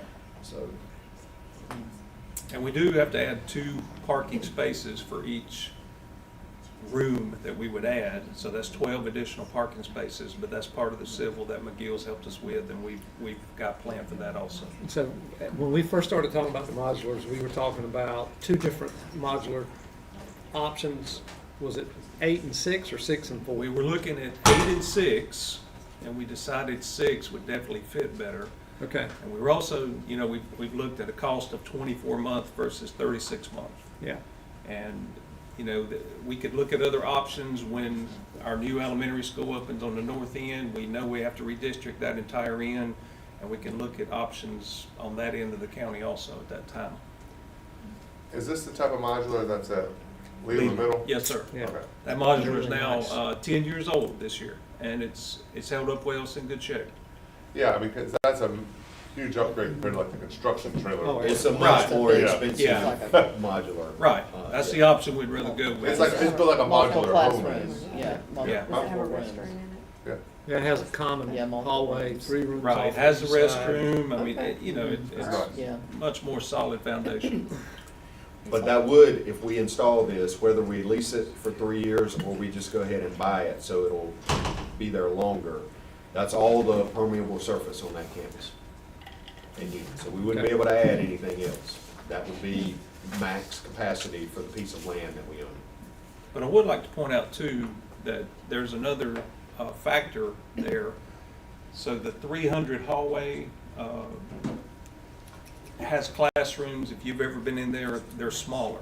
They're 1950s. They're- 1950 high school. That's Yeah, right. so those rooms are like 697, we call them 700 square feet, versus our normal size classrooms are 1,000 to 1,200 square feet, most of them right around 1,100. So they're like 500 feet smaller. So if you had another structure out there, 150 or 120 seats would just about do a wing. And you could use those rooms for other purposes that are well suited for smaller rooms, EC classrooms, or offices, and copy rooms, things like that. It could still be occupied, and those spaces could go on that hallway, and you students would have a regular sized classroom if you had a permanent structure there. And you could, you know, maybe if you redistricted down the road, get rid of the 4 modular units in the back, which, you know, we'd prefer not to use if we have a choice. So that would be another advantage to having a permanent structure there. Okay. And now the bad news, how much is that permanent structure? Well, the difference is what you look at. So the total cost of a permanent structure would be just a little over $1 million, $1,017,188. That is $216,700 more dollars than a 24-month lease, and $181,000 more than a 36-month lease. We've always looked at 4 years as kind of the break-even point of a modular lease versus a purchase. And that's what this shows. And could you, if we ever didn't need it, could it be resold? I mean, could it be sold? They would move. You can move these structures, yes. We never get any money for them I when we try know. to sell them. Well, you don't get any money if you rent it either. Yeah. All So, right, so total cost $1 million, you're saying the difference is 216? For a 24-month lease. So the lease is 800,000? Yes, sir. Well, that seems like a no-brainer I to mean, me. it does to me. Come on. 866,000. So you're right, but we just, wanted to Yeah, I run it know, by you well, guys. yeah. At first, all we need to make sure that you I'm want us to saying go that for my fellow forward. board members, not for you, Larry. Right, but to go forward I with know, I know, any, you know. with anything I at know all. you know a no-brainer when you see one. It's like the reading thing, I mean, another Well, $1 million. Yeah, I mean, we're gonna need this longer than 24 or 36 months, so buy it. Yeah. Okay, Well, I think originally, we were looking for a solution at Union for the next 3 years until we could open the new elementary school in the North Region. yeah. It's gonna be a small effect all the way down there. But if we buy it, then it'll be, a more permanent solution at Union for some years beyond that 3-year spot. Right. So And then it that's also the gives us choice. the option to get rid of those old It does. modulars It in gives you the the option to future. get rid of the old. If Hopefully we wouldn't need it somewhere else. population doesn't go away. Use the 300 hallway more effectively. Yeah. And the timeline on this would be probably before Christmas this year. We feel like it could be in use. Do you need a decision today, or is that consent agenda? Well, it really just was an information piece, just to allow you to make a decision, but if you tell me to go forward with it, we'll go ahead and get it started. I'll make a motion to move forward today. Okay. You'll have to Motion tell by- me to do a budget amendment for it. Yeah, we'd have to do a budget I'll amendment. have All right, to, we'll yeah, have to- bring you some numbers, but yeah, it was an information piece, just to keep you informed of what's going on. I'm gonna ask that we get down to the main agenda. Okay. Thank you. Budget amendment. Cameras? and- Cameras, you got Camera something on system. cameras? Ms. Bear's gonna present I that. figured she was, just didn't have her name on there. So what I have for you today, a little bit of background here. So phase 2 of our camera project was to replace cameras with newer ones. So part of that is we did a pilot at West Brunswick High School of their school being completely smart. All smart cameras. We put poles out there with cameras on them in places that we couldn't reach from the buildings. So we were covering parking lots. We were covering recreational areas, the boundaries of the campus, things like that. So we did an evaluation of that West Brunswick High School project, and the results came back extremely well. And so we were given directives in technology to pursue with doing the next high school. So North Brunswick High School was selected for that. And Excuse me, so who gave you directions? we talked to the safety committee, we talked to tech collab committee, to cabinet, Okay. as to what our next move would be. And so that was selected. So we went back to the quotes, because we had got quotes on all 3 high schools. That's when we determined that we were going to do West first. And we had those updated, because we've put a couple things in place at North as things were needed as of recent. So we updated those quotes. So we are ready to move forward with that today. So we actually have the quote and the contract ready, and it will be ready for $700,068.20. What did we spend at West, do you remember? It was less than that. I don't know the exact number off the top of my head. In the past year? 2 years ago. 3 smart cameras? 2 years ago. 2, like, we didn't do it this past summer, we did it the summer before. So they. The same system, They were basically. yes, they were able to use it for a good half year, almost a year, before we evaluated it to see how it was going. I mean, it's a little smaller school too. West is a little Right. smaller. than North. So what, we've had it over there now for a year and a half or whatever, what return, what's the advantage over, a less Well- expensive system? Well, a lot of the cameras at our schools, the federal government doesn't like because they're hackable. They're older cameras, and so we were given sort of a list of types of cameras that it was strongly recommended to us over time. We need to replace these cameras as soon as we can because there's a risk of them being hacked by outside people. So there's that part of it. But then this camera system, the views are much less pixelated They are much, much sharper because they're just more modern.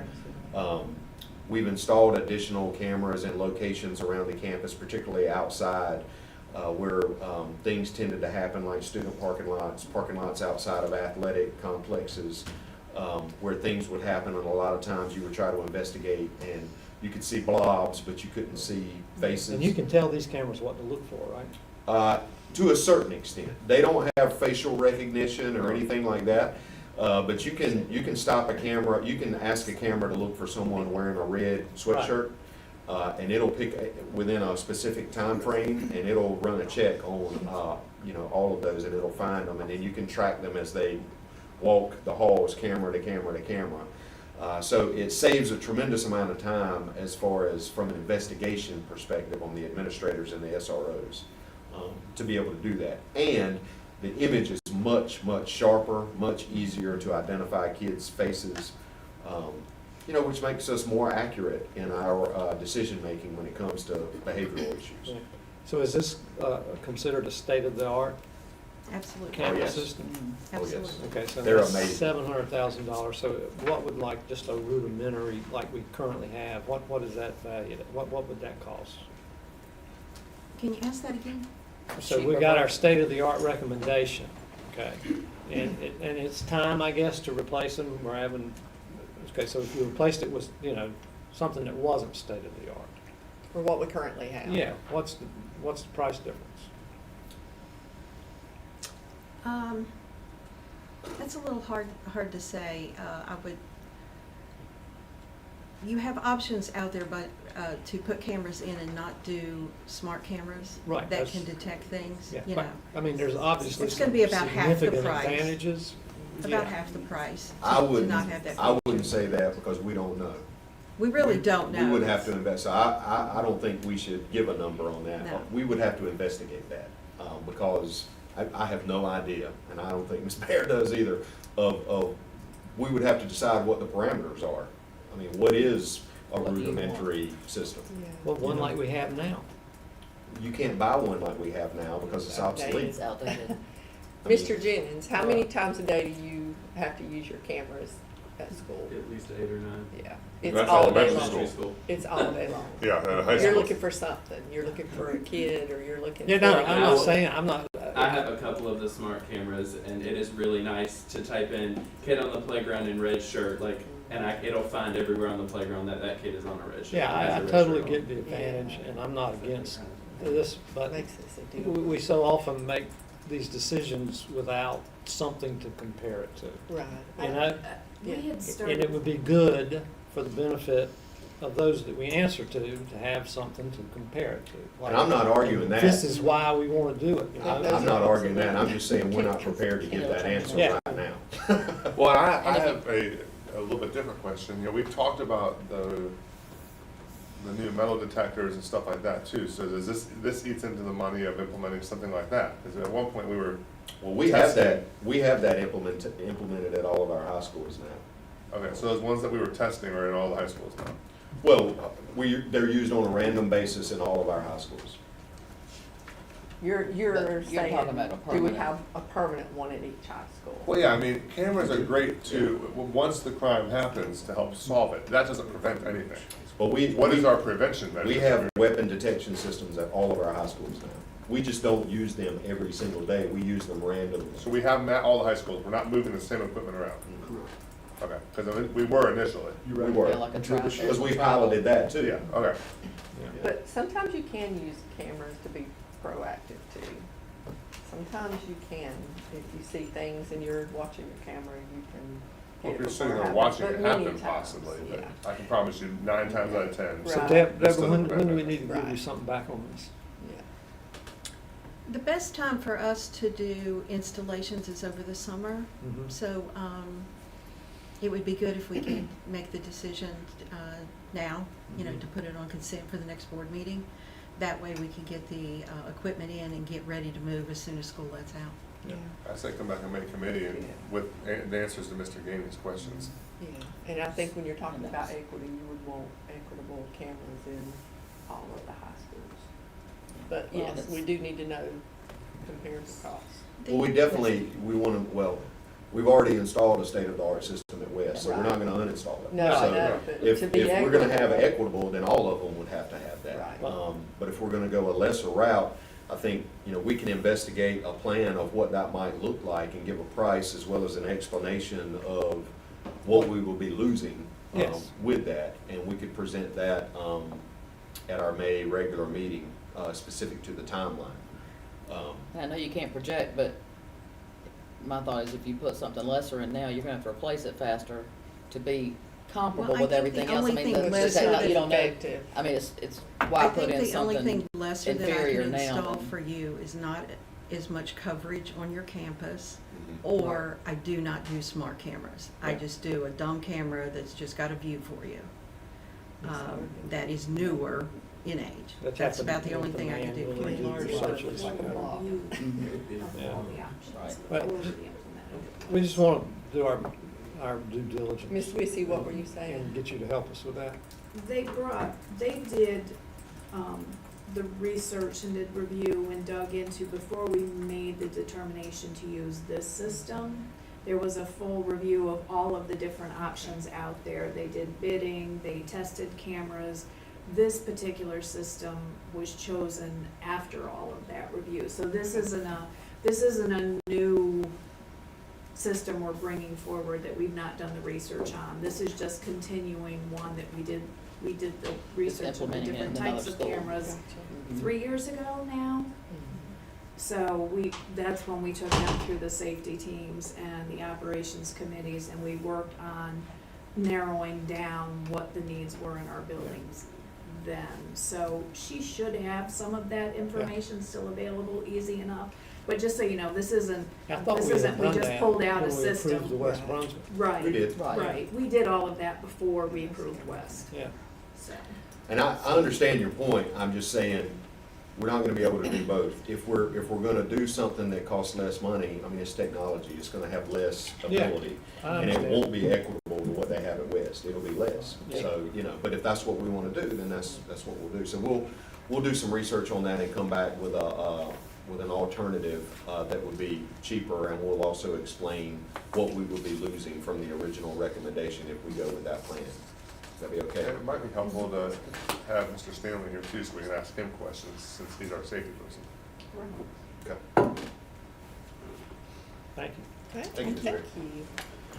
All right, so we make a motion to. Motion to close. To close, Mr. Second. Archer, Ms. Smith, all in favor?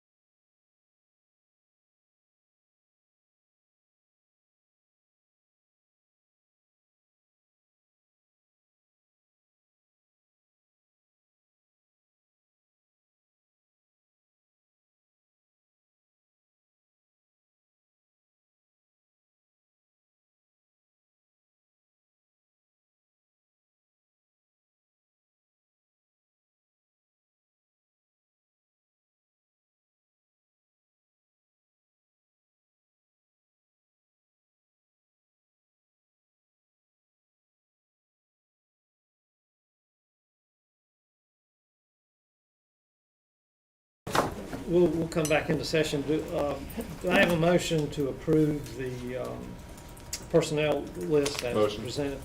Second. Second. All in favor? Aye. Aye. So Robin's out, so I'm gonna open up our, what is this, finance? Finance and HR. There you Yes, are. sir. Okay. So, good morning still. So I want to start off real quick with the easiest things we have going on this morning. We have a couple of state budget amendments that I'd like to get your approval on today if possible. The first one is a transportation fuel reserve that the state has sent down. This, obviously, we know the price of gas has gone up, so the state released some of its transportation dollars to help offset some of those extended costs. So that's state budget amendment number 6. Federal budget amendment number 3 came in. They gave us a little bit additional funding for our EC pre-K classrooms. So we're just gonna put that towards salaries and benefits. That's federal budget amendment number 3.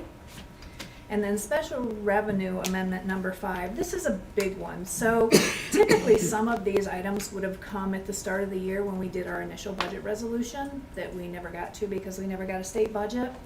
So the items on this list include our ROTC salaries and benefits. We get funding from them every year. That's typically part of our beginning budget.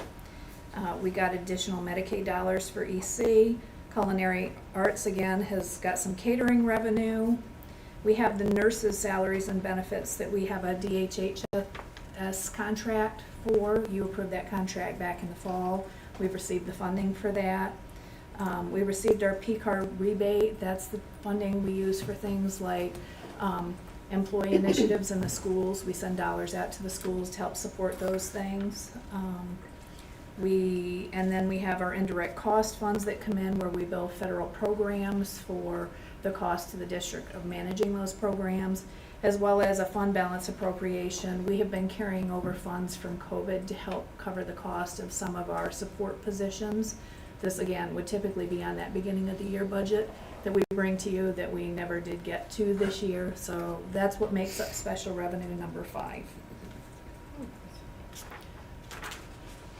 So those are budget amendments that I have for you today. I'm asking that if we could get those approved today so that we can get those booked to help us close out the year, that would be great. Motion to approve. Second. All in favor? Aye. And then I have the budget resolution that I spoke to earlier. We've been working all year on a continuing resolution. It was basically, we asked for your approval to stay at the previous year's budget until we got a new year budget from the state and could really bring forward all the initiatives and the superintendent's recommended budget for the year. As you well know, that's not happened. Ms. Brosie's brought to you positions that we needed to add throughout the year, but we have pretty much held firm to that budget all year long. What this does is it puts the final budget resolution on the books so that we can go ahead and begin the closeout of the year. It's a legally required document for us to bring to you every year. Again, I would have liked to have brought it in the fall, but here we are.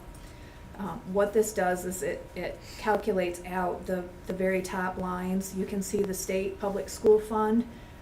What that is the beginning continuing resolution from last year, plus all of the budget amendments 1 through 5 that I brought to you this year make up that total. The local current expense fund, that would be the initial funding for this year from local that we're asking to be appropriated. It's made up of the funding that we get from the county every year, the interest dollars that we've earned on our investment accounts this year, and an additional fund balance appropriation of 1.288 for this year to help us meet our local requirements. Our capital outlay budget, which you approved back last spring because we knew what those dollars were because they were from the county. Our federal grants fund, that's budget amendments 1 through 3, which you just approved 3. Our child nutrition initial budget, I'll come back to you next month with an amount to close out summer feed, so we'll have a better idea next month what it will cost us for the summer feeding program, but this is exactly the same amount we had budgeted last year. The trust fund, which is the Odell Williamson Scholarship, the oratorical program, we actually have come to the end of that funding, so we're asking that you appropriate another $1,300 more this year that we'll award out to students and awards and close that trust fund out. We've run out of funding there. And then Fund 8, that's budget amendments 1 through 5 that you've already approved, including the one that you just approved today. That's what makes up this budget resolution. So I'm asking that we get this approved if we can, so we can go ahead and get everything closed out for the year just as quickly as possible. So the 214, 273 is what we've spent this past year, 2025 to 2026. That is what we anticipate to spend this year. We've still got a couple of more months to go. Right. So as of now, that is what we anticipate to spend this year, and that is all you're authorizing us to spend at this point. So should we have to come back, should we get another state amendment, should we get another federal amendment, should we find that we need more funding, like I said, for child nutrition, we would have to come back to you and ask for additional funding. And then obviously anything that we don't spend for the projects already approved would drop I back just wanted to be in. clear, generally this time of year, you're working on next year's budget. I certainly am. We're trying to close. Everybody knows This this is- section of the this meeting is- is for this year. The next section will be for next year, yes. So this is just for, this is for this year's closeout. And when are we need to act on this today? It would be Is that helpful what you're if you did. asking? It would be What's helpful. the recommendation? I would recommend that you act on this today so that we can get our books balanced up for the year and then prepare for closeout in the next month. Okay. Motion to approve. Motion to approve, Mr. Second. Barger. Second by Ms. Cook. All in favor? Aye. Yes, I think the next piece is you.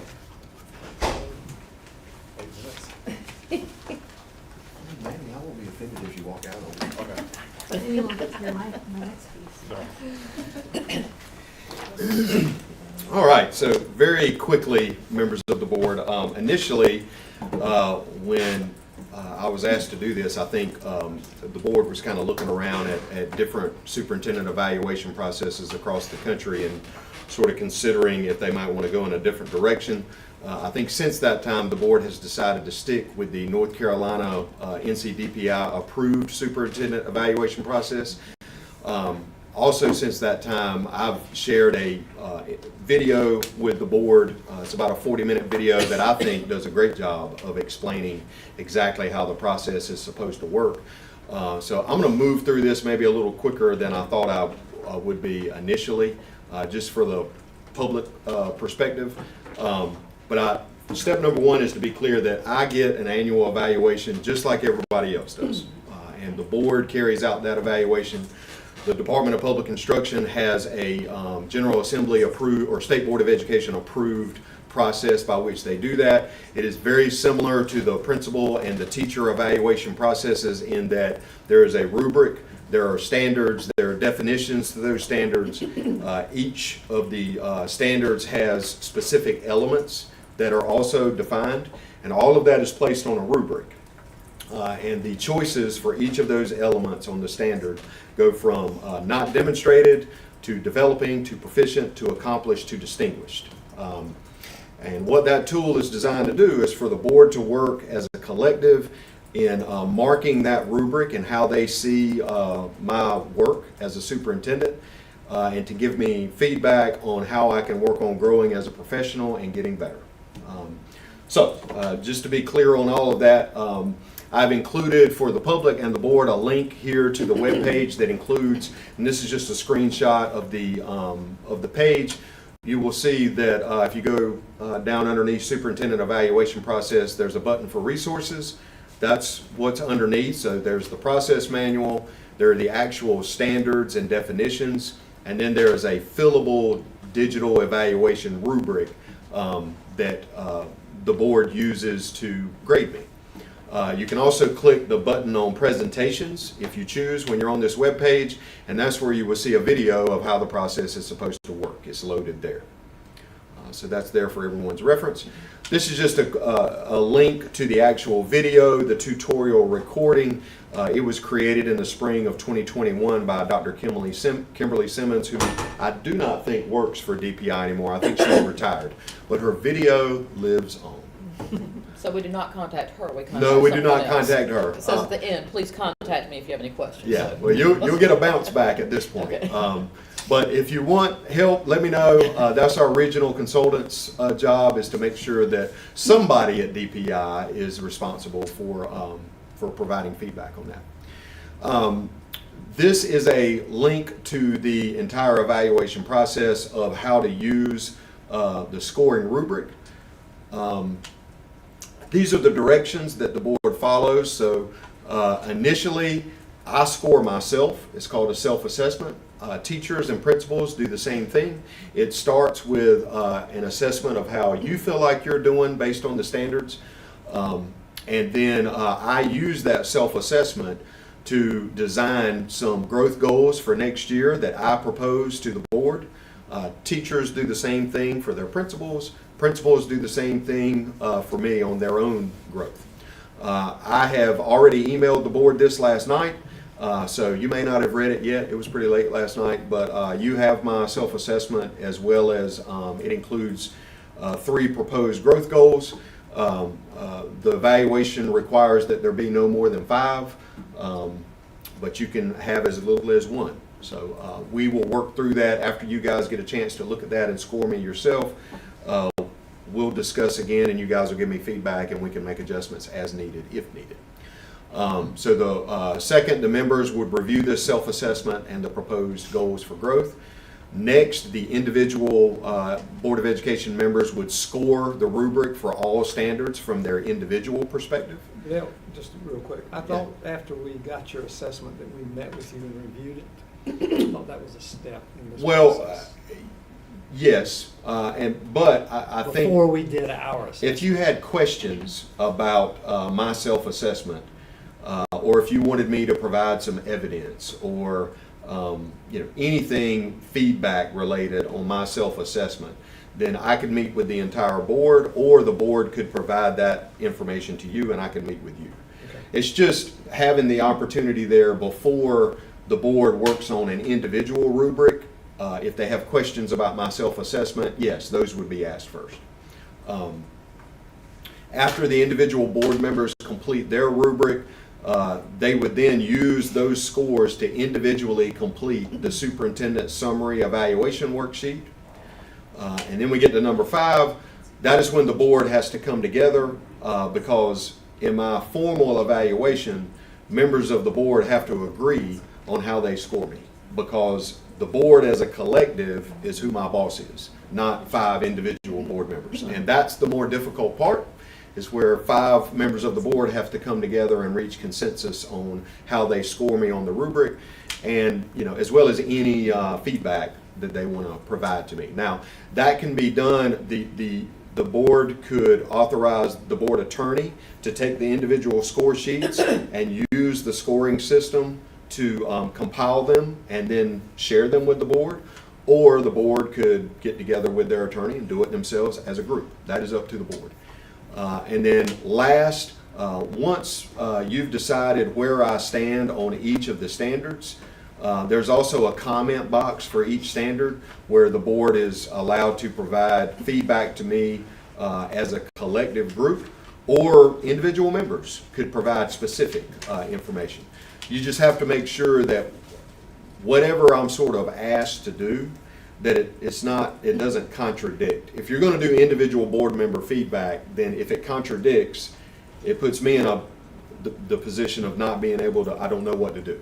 So there's nothing wrong with providing individual feedback, but whatever direction that you give me for improvement needs to be agreed upon by the board. So that's how the directions work. This is my proposed timeline. The requirement is that my evaluation is completed by June 30th. I've already shared my self-assessment with you and my proposed growth goals. So that's done. All of these are basically meeting dates. So May 5th, we would meet in closed session at the board meeting. I would think that would be enough time for the board to be able to review my self-assessment and proposed growth goals and give me any feedback or ask questions about that, to prepare them so that by May 19th at committee, I could provide you with any of that information or evidence that you requested. And then by the June 2nd board meeting, the board would have been able to fill out their individual scoring rubrics and any suggested goals for improvement they may have. And then by June 8th, which is not a board meeting date, I could have a meeting with the chair and the attorney to discuss the evaluation results, give me an opportunity to share any concerns or ask questions about the evaluation. And then by June 16th, it could be approved at committee and signed by myself and the chair. If there was some ongoing discussion, that still leaves us a couple of weeks before June 30th that we could wrap that up if need be. So we got a little wiggle room there at the end. So that's my proposed timeline for my evaluation. And that's it. Sounds good. Anybody have any questions? Thank you for the video. Thank you. That was helpful. Thanks, Dale.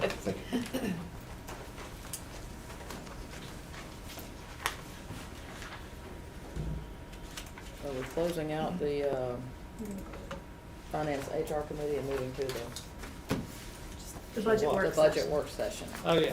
And that gives it a much grander title than I'm afraid to say it would be I'll today. I'll let you open up that one. You can open up that one. Okay, we'll open up the budget work session. I'm afraid today I'll be bringing you a brief update on where we stand with the budget at this point in time.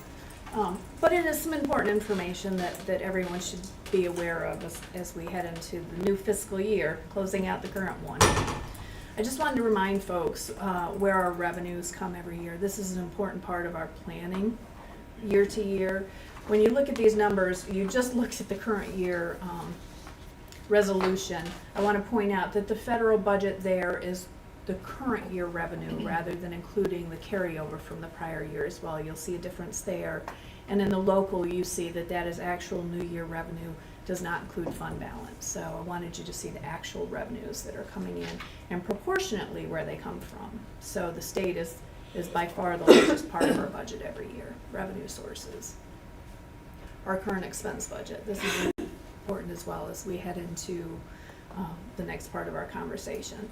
Almost 85% of our budget is salaries and benefits. We invest in people. People are what make a difference. So,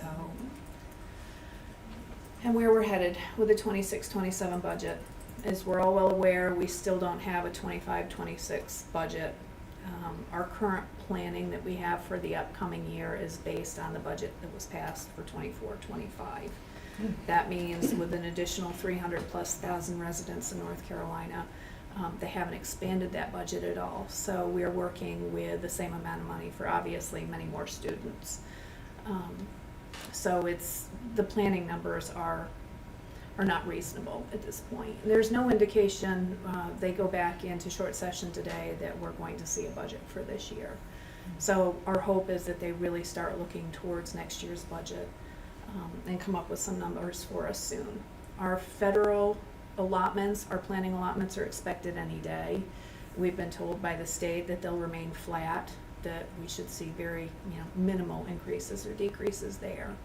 And then we do have our local number, that's a positive. Our increase over last year, we expect another 4.652 million in revenue for the upcoming year from the county. When you say planning allotments, does that mean allotments that you're receiving or that you can plan to? What is planning So allotment? what the state does is they take the dollars they have in each of those pots of money, like Well, this was under federal. it's the same thing for Okay. federal. So they take the amount of dollars that they have and they tell us what we can expect based on the dollars that they know are coming in and our current criteria, how many EC children we have, how many children qualify for Title I, those types of things. So we should have a pretty good idea on federal in the next couple of weeks. So now to the hard part. We have some known expenses for the coming year, and some of these may vary a little, but they're pretty restricted as to what they are. So our charter schools, with an increase in funding from the county, they get a proportionate share for every student that they have. So we plan for a growth of about 100 students every year and calculate that along with our proportionate share, and that gives us that figure. Of course, we have more property, we have more employees, we have more accidents, so our property and workers' comp insurance continues to go up. Utilities, that is primarily electric. Some waste disposal, but that's primarily electric bills that are continuing to climb. I think our bills this year were right around $3 million. And a month, this last month, it was a huge amount. Our system software, so that is our operational software, the Deborah's behind the scenes, cybersecurity, the software that transportation uses. It's not curriculum software, that's actual operational software. Maintenance costs, we expect at least $100,000. Right now, that's what they've requested, but as we get towards the end of the year, we may see that that is actually higher than that. And then our SRO contract, which is up for renewal this year, that is the proposed amount for that. So the total known expenses, or as close as we can know expenses, come to about $2.1 million. Now, are those expenses or increases? Increases. Increases, excuse me, sorry, increases. Here are some items that I want to talk a little bit more about today that have come to the top of the superintendent's requests for the year because they're time sensitive.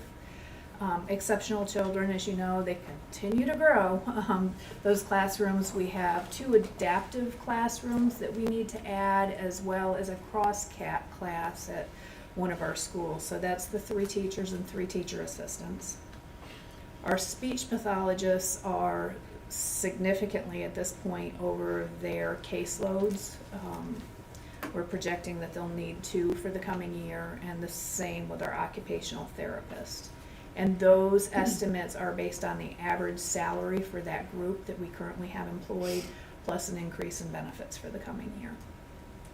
Are any of these positions going to be able, I thought I'd seen there were some reductions in allotments for instructors. Oh, you're talking about the allotment sheet she Yeah. sent, telling us that a school would lose 1 teacher or. Yeah. Is there any way to absorb? Those are based on the number of students enrolled in the school. Because believe it or not, at some of our schools, we're losing enrollment. A very small number are currently losing enrollment. Yeah. So that was allotments to those particular schools. These are allotments based on the growth of our EC student population and their service needs over the last year. So These are allotments that we've identified or we've been given. Have we been given these increased allotments? You mean by the state? The 3 teachers and 3 assistants? This is the request based on Ms. Quinlan's evaluation of her classrooms and how many her staff to student ratio, how many more she's gonna need. After we roll up current students. To the new year. So they don't, you can So- only so case it's manage so an many increase. kids. Yeah, I understand why you need it for. I'm just asking, is this something we send to the state and say, we need these 3? Or is- we have to The state, absorb we this? have to We have absorb to this absorb it. locally, and yes, let me This clarify, is these are all local expenses. because we don't have the weighted formula, Correct. Correct. Correct. right? That's correct. Yeah, because currently, the state funds EC at 12% of your total student population across the state for all districts. But most districts have more than 12% of their population is EC. We are currently, I think, a little over 15%. And with preschool, about 16%. So with pre-K EC, about Over 16%. So then we have to make up that extra for We them. absolutely do. We do. Summer athletic stipends.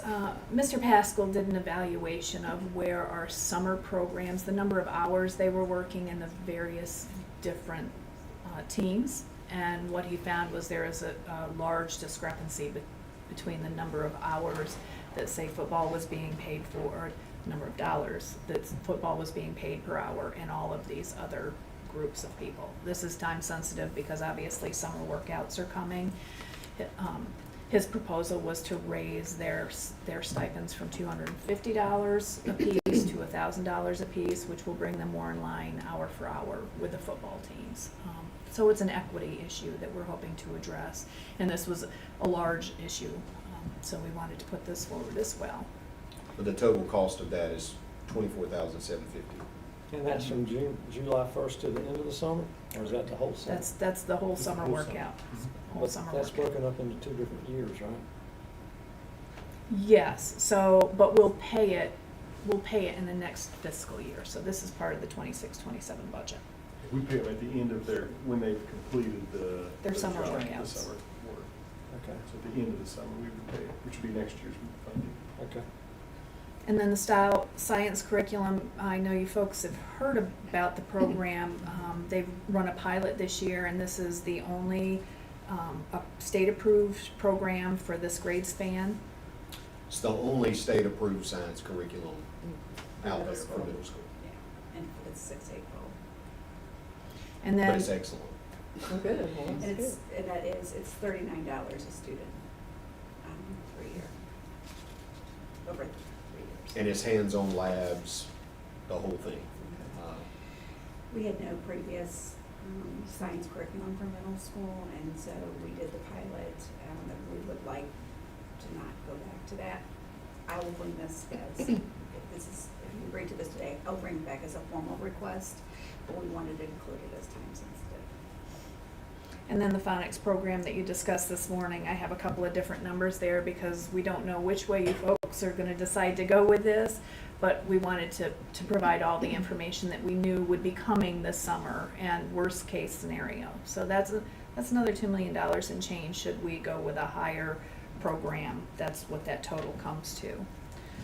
So between all of them, should you approve us moving forward with this funding, it will leave us somewhere between $500,000 and $700,000 and change of the new county revenue available after we budget these things. So this is important because we don't have a state budget yet. We do not know what they're going to do. The impact of the unknown with the state budget. So when they approve a budget, and I say salary increases because again, we go back to the fact we're 85% of our budget is salaries. When the state passes a budget with salary increases, the impact on local is much larger than most people realize. Because number one, we already maximize our federal dollars with salaries. We have no additional funding to work with. Should the state pass salary increases, we have to absorb that for our federal employees locally. Then, of course, all of our locally paid employees, we absorb that cost locally. And part of the cost of the state employees, we have to absorb locally. And I say this because we look at EC, for example. It's the big example, so it's an easy one to pick on, but they provide us with $10 million in change every year for state 032 EC budget. That budget is entirely made up of salaries and benefits, entirely. That is all we get. If they don't expand the budget for EC and provide more dollars, we have to absorb those raises for that $10 million locally. It's the same with AIG. It's the same with our PRC 003, which is the support personnel. It's our clerical staff. It's our custodians. Those folks, they provide a small increase in that budget, but they do not provide enough to cover the entirety of those salaries and benefits. So although for the big pots, for teachers and administrators and our health specialists, they do meet those salary requirements. They do not for all their budgets. So, in bold, $54.2 million of our salaries and benefits are paid from local or federal dollars. So for every 2% increase that we have from the state level, the impact on our budget will be about $1.1 million locally that we'll have to absorb. So I want folks to be aware of that.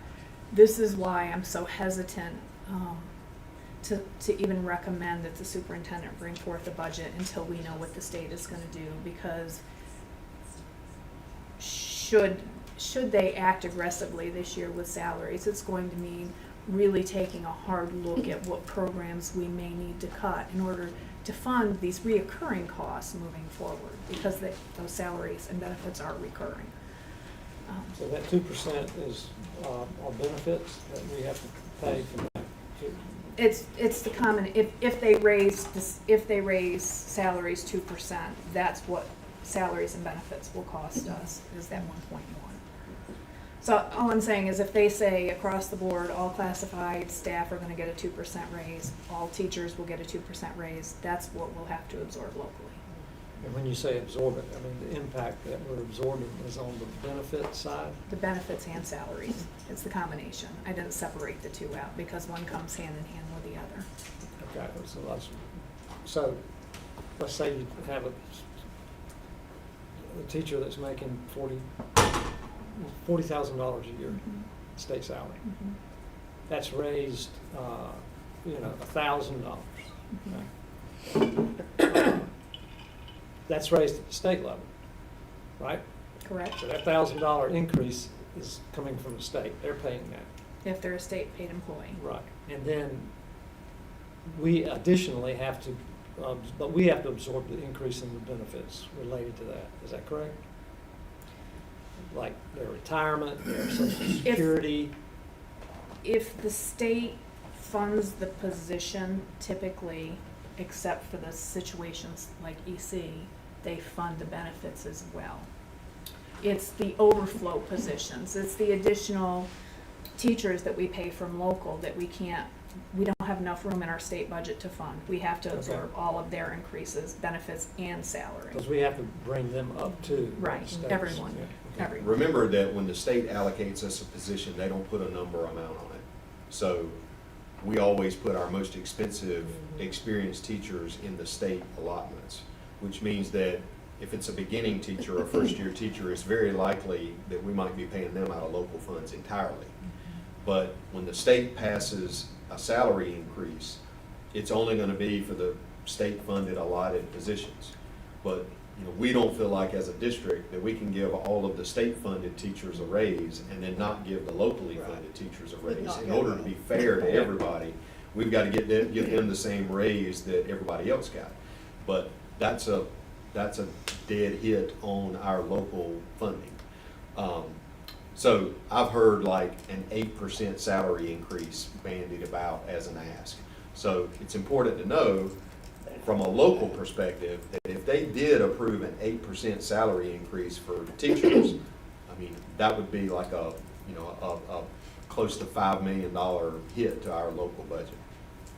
So, They can't even pass a budget, so I really don't see that that's going to be a problem. well, But the anxiety of standing on the cliff waiting for them to do that is a little overwhelming. So that's why today we don't bring you the full superintendent's recommended budget, because we are being conservative and holding back to see what's going to happen, to then be able to bring you recommendations for increases as well as any cuts that may be needed in order to keep our budget from absorbing massive amounts of recurring items. So the next steps we had for today was asking for your approval to move forward with those time-sensitive items prior to having a budget in place, knowing that at some point down the road when we bring you a budget, they will be included in that amount. We just needed approval to move forward with those as we head into the summer.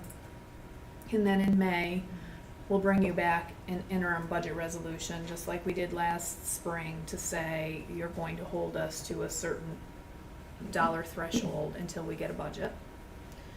And then hopefully we'll have a state budget passed in July or August and can bring you back the full recommended superintendent's budget at that point in time. Can you go back real quick and let me see the time-sensitive things?